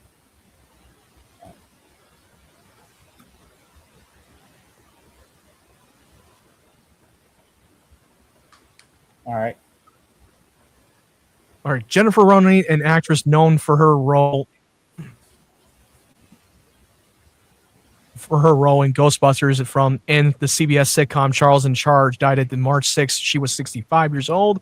Ronan's close friend, Erin Murphy, confirmed her death in a Facebook post, writing, "So sad to share," and I quote, "So sad to share that my friend Jennifer Runyon Corman has passed away after a brief battle with cancer. Some people you just know you'll be friends with before you even meet. She was a special lady. I'll miss you, Jen. My thoughts are with your family and beautiful children." Which that's really, it really sucks, and honestly, I honestly am not familiar with her. Yeah. I never heard of her before. Ghostbusters. She was the one in Ghostbusters who literally held up the when Bill Murray's doing the card tricks. He's like, "Do you see this card?" And she's like, "Oh, it's a star. Oh, it's this." And Bill Murray's like, "Oh, correct," because he wants to bang her. While the other guy goes, "Oh, it's a squiggly lines," and he goes, "Oh no," and he shocks him at the beginning of the movie. I remember it a little bit, but it was just mostly. Well, she was mostly just a cameo in that movie. But she was also Charlie's in Charge. There was a show in the 80s called Charlie's in Charge with Scott Baio. I've never seen that show. I've never seen it either. But I mean, a lot of people said that there's a lot of people, our parents and stuff, that watch Charlie's in Charge. And honestly, I mean, look, it really sucks that especially you lose someone to cancer, and especially she's brought us so many years of joy with Charlie's in Charge and Ghostbusters. And I honestly think, and I wish just said Scott Baio, who did Charlie's in Charge, left a comment saying that he did a couple of he did a couple of projects with her, after Charlie's in Charge, and he said that they did something together in 2019 before COVID hit, where they did a Christmas parade, and he said that was the last time he saw her and then he got the news this week, and it really sucks, especially cancer. You know what? And I'm just gonna be this guy right here. Fuck cancer, okay? I know that's a lot of controversial thing, but guess what? Fuck cancer, okay? Because cancer. Well, that's not a controversy thing. That's something we can all be in a sabbatical for that one. That's how I don't understand. There's one crazy asshole out there that's like, this is a Democrat. Well, yeah, but you're listening to an ass clown. Why are you listening to ass clowns? Like, they don't know what the fuck they're talking about. Fuck cancer. Yeah, we can all agree. Fuck cancer. Yes, I will say this. Fuck cancer. 100%, because it sucks that someone gets it. I feel bad for anyone who has to fucking suffer through that bullshit. Honestly, I think we need to cancel cancer. Okay, cancel it. Like, if only we could. If only we had that power to do that. If we can cancel an actor for tweets, we should cancel cancer. Okay, cancel cancer. Let's get that hashtag going. Cancel cancer. Okay. There you go. All right, and our next up on the unfortunately passed away list is a guy named Bobby J. Huh? Is it showing up on the screen? No. Hold on. All right, hold on. It's showing up right now. All right, Bobby J. Brown. Okay, this guy was. I've never seen this show, The Wire, but he was apparently a big character. I've only seen a little bit of the. I only saw like the first 20 minutes of the episode of The Wire. I didn't watch it all the way through.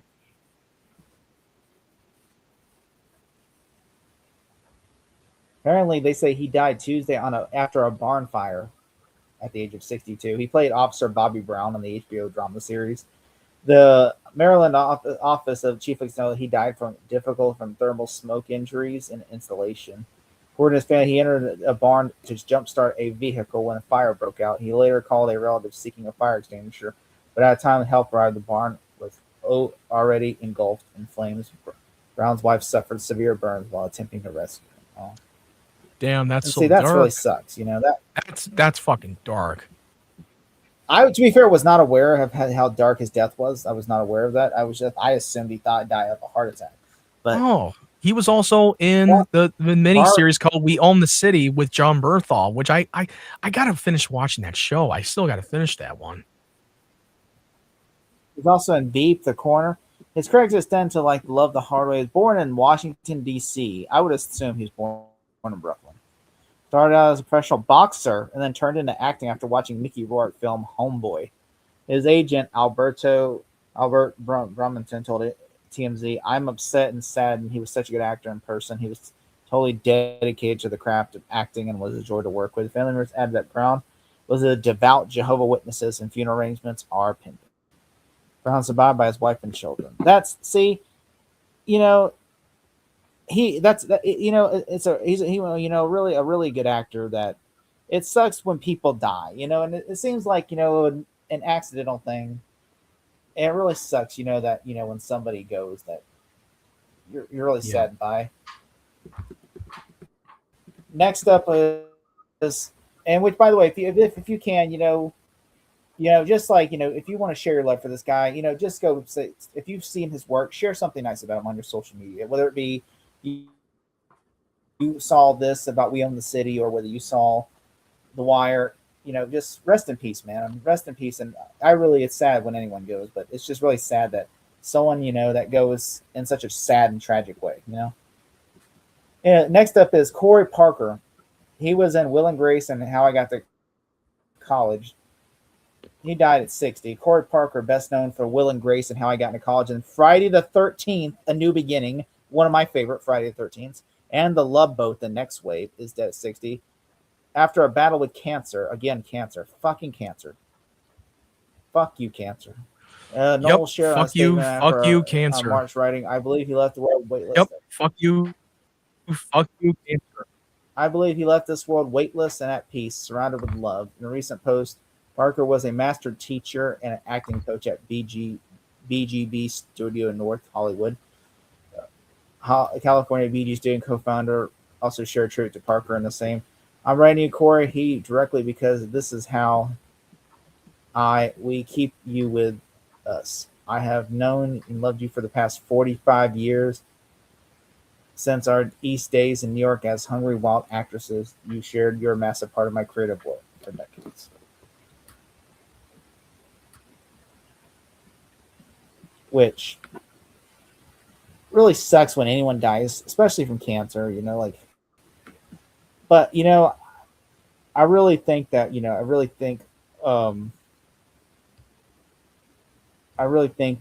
really sucks whenever he dies of cancer and everything. And my heart really does go out to him and everything, his family, of course, I'm sure nobody wants to go out that way and everything. And I really think it's really sad. And our thoughts and our prayers are with him in his time of need and everything, and his family. But yeah, if you can, go watch Will and Grace, or go watch Friday 13th, A New Beginning. That's where I really love him, and he's really great in that. I've never seen The Love Boat, and I've never seen Will and Grace, but if you're a big fan, go watch it and share some love with him and tell him, how much you love him on social media, because he deserves it. I mean, he deserves his flowers, Next up, though, we said our goodbye to the good people. Now it's time to talk about terrible people and what the fuck headlines. Shia LaBeouf is in the news again. Oh, Shia, the things you do to us. He was arrested again in New Orleans for battery charges, which I'm like, he was just arrested like last week. But apparently this is the story. Ryan, if you would be so kind and to read the story for us. All right, ring it up. Oh, this was... Oh, sorry, go on. Actor Shia LaBeouf, who was arrested and charged with battery after police say he punched several people outside a New Orleans bar earlier this month, was arrested again on Saturday. LaBeouf's attorney said in a statement that his arrest is connected to a February 17th brawl outside the Royal Street Inn and R Bar. LaBeouf is accused of repeatedly using homophobic slurs while hitting multiple people during Mardi Gras celebrations. So, yeah. That, there's a part of me that was like, well, he's trying to find God. He's really trying to get his life together. And then he does something like this. And I'm like, okay, he's done. He was already done, but he has found the basement beneath rock bottom. And let's be clear on everyone that this article was done since like back in the end of February when he got arrested for that shit. This is 2 weeks ago. Yeah, this was like a few weeks ago. 2 weeks ago. But I wanted to really talk about the story because there's not a lot of celebrities fucking up today, and I said Shia LaBeouf is fucking up. One thing I want to say is this: he's holding $100,000 bond, which I'm just like, damn. Is he that much of a threat? Yeah, Which, and have you watched this like an hour interview with that YouTuber called Channel 5 with Andrew Callaghan? Did you Maybe watch that?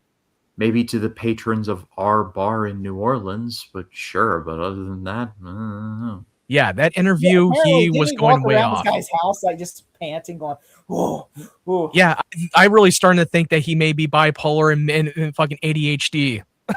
Shia LaBeouf just literally just goes around and antagonizing people and everything, going like, "I'm gonna be like," it's like literally Shia LaBeouf saw Ezra Miller doing it. He goes, "Amateur, I'm gonna watch this." If you watch his recent interview, he's really far off the rails at this point. He really is. He's like, I'm a Catholic. I mean, I don't give a fuck. I'm sorry. He's like, he goes way off. I know a lot of Catholics, okay? No Catholic goes around just beating up people. I speak for a sizable amount of the Catholic people when I say that we do not accept him. And he's literally like at a point where he just does not give a fuck about anything really. Even when he tries to get help, he still goes into relapse. And he doesn't care about any of his upcoming movies, really. Which, speaking of also awful people, Anne Camp is in the news. She actually is in the news for twice this week, but this is not as bad as LaBeouf. Like, she did not commit a crime, but she committed a crime of being like, just being an asshole, but that's not really a crime. But this has actually just made me laugh. I don't think Anne Camp meant anything by this. I mean, maybe she did, but I kind of chuckled at this story. Okay. So Anne Camp was having a great weekend last weekend when Scream 7 opened big. Apparently, then she roasted people going, "Ha, in your face." And then, of course, shit hit the fan for her because then people are like, "Oh, shit." So, and then she had to apologize for sharing a social media post about Scream 7 that taunted the film's success on the ongoing boycotters in response to the firing of franchise star Melissa Bagheera. Camp, who plays Jessica Baldwin. She's only in, by the way, 2 fucking scenes in the movie. Yeah. But yet I'm not going to spoil if you haven't seen it, but she has an important role in the movie, but you're like, she's only in 2 scenes. But does it really matter if we doesn't really matter if we spoil it? It's been out for a few weeks. I don't think it really matters. Yeah, well, I don't want to be an asshole and spoil it. I'm not going to be like her and then be next week's headline. Posted an image. Okay, so this is the funny part. She reposted an image of her Instagram story set to Taylor Swift's Karma that reads, "The boycott didn't work. The critics' hate didn't work. The pathetic leaks didn't work. What worked was audiences coming out making the film a success." Camp has since deleted this post and wrote a follow-up statement that follows. "It has come to my attention that I reposted someone else's story that did not reflect my personal beliefs. I've since deleted my post because it's no harm. Sorry to anyone who was affected." Which I'm like, you typed the shit up. Like, it's like, I didn't mean to repost this. Like, you fucking typed it up and chose the song. I was like, what the fuck are you talking about? You guys can see that, right? Her tweet? Yes.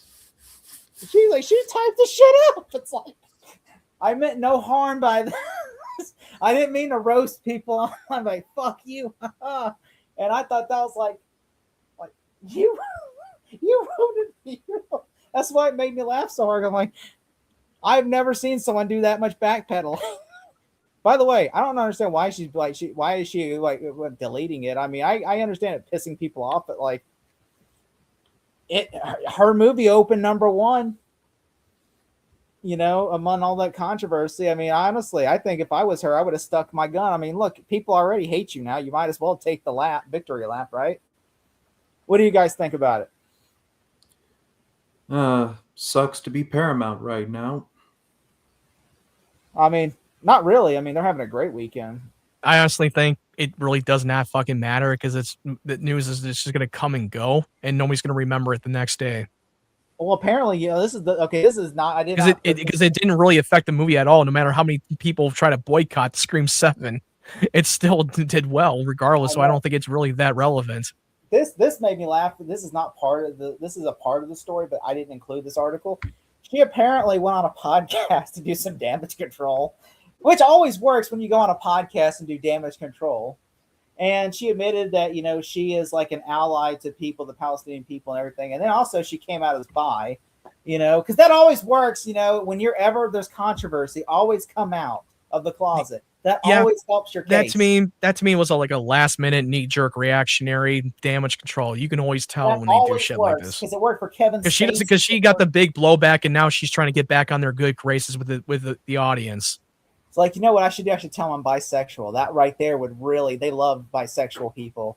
And then you come out and then people are like, yeah, that doesn't help because that never. And also with Ann Camp and with Anna Camp, I don't really think she's that good. Because she kind of felt she's always been typecast playing a crazy, obnoxious, like twisted role. You know what I'm saying? I mean, no disrespect to her, but personally, I honestly think, really, I mean, like honestly, you could argue you're not really the lead. Like Neve Campbell would be different if Neve Campbell. Yeah, it's not really her movie. When your scenes rolling like two fucking scenes. Lead in the movie. You're the third or fourth character in the movie. It's not really her franchise. It's literally Neve Campbell's franchise. She's only in 3 scenes. Yeah. I was gonna say 2, but really there's 3. And I'm just thinking, like, is this really like? I mean, it's made me. But I needed 2 stories for what the headlines. But what made me, I was going to probably discard the story, but then when she went on the podcast this week, I was like, I got to talk about this because I was laughing hysterically. It's like, that is the biggest damage control. She pulled a Kevin Spacey, okay? Because I don't know if you remember Kevin Spacey, when he was accused of misconduct by all these people back in Me Too. He come out as gay and hoping that would detract the story. And then all the gay people turned on him immediately and said, fuck you. You just painted a target on our back. Fuck you. And then Spacey then just lost everything after that, every single credibility he had. And I think Anna Camp should probably have learned that and say, don't ever come out, have a coming out story when you're amid controversy, because that right there, you wait until after. I mean, honestly, comparing to that, comparing to the controversy, it's not as worse as what Kevin Spacey had done. Yeah, that's done much worse compared to Anna Camp. That's just like, it's whatever. To be fair, she just posted a dick. Hers just was a dick post, being a dick. She was just being a dick, really. That's all. That's like harmless fucking thing. It's not that big of a deal. It's funny. I do think it's funny that she then goes on a podcast and do damage control. To which it never works. And also if it's that damage control, that says a lot about them. Which Anna Kemp. Yeah, Butch and Anna Kemp. That is what. Yeah, so that is our what the fucks of the week. And before we say goodnight, we want to read 2 comments that we have from our comments, and then we're going to head out. First up, we have is from our buddy Kyle Flitz from Another World. What up, brothers? What up? What up, Kyle? Hey, Kyle. And then we got Stephanie, who graciously showed us her presence. And thank you for joining in. Says, hey guys. And that is the comments. Now, before we let go, what do you have coming up? Matt, what do you have coming up first? Well, there's not much coming up yet, but if you want to check out my recent trailer reaction Lanterns that we just covered, you can check out my latest review of Scream 7. But next Thursday, I will indeed go see the Project Hail Mary next Thursday, which I'm really excited to see that movie. What about you, Ryan? So tomorrow, the next 1996 Project episode will drop. I'll be covering The Birdcage, Fargo, Hellraiser, Bloodline, and Homeward Bound 2. So yeah, they all came out the same weekend, or at least around the same time. But Spielberg Project as well. The Twilight Zone movie will be dropping a little later this week. And then tomorrow night, Talking Gotham, we'll be doing the season 4 premiere watch party. Yeah, that's right. Tomorrow night we are doing Talking Gotham, so you'll see us one more time this week. We'll do yeah. Sorry, throat's dry. Talking Gotham, where we will be watching the season 4 premiere. And and then of course I have Scream 4 will be on my channel Friday. And of course by the time actually it's already recorded. And then next week we will be back next week. I don't know if it's the same time, same channel. But it'll definitely be the same channel, but it just won't be the same day. I mean, it could be earlier in the week or later in the week. We're still working the bugs out on this, but it has been great. Thank you guys so much for having for coming on this great channel. You're going to see more of us in the future.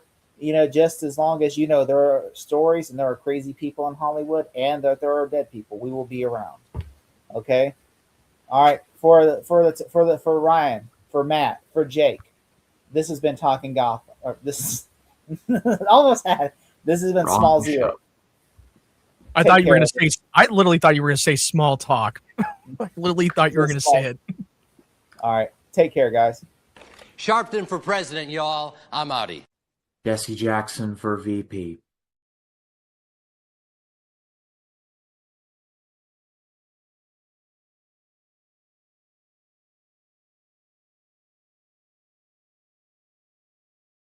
Sharpton for president, y'all. I'm outie. Jesse Jackson for VP.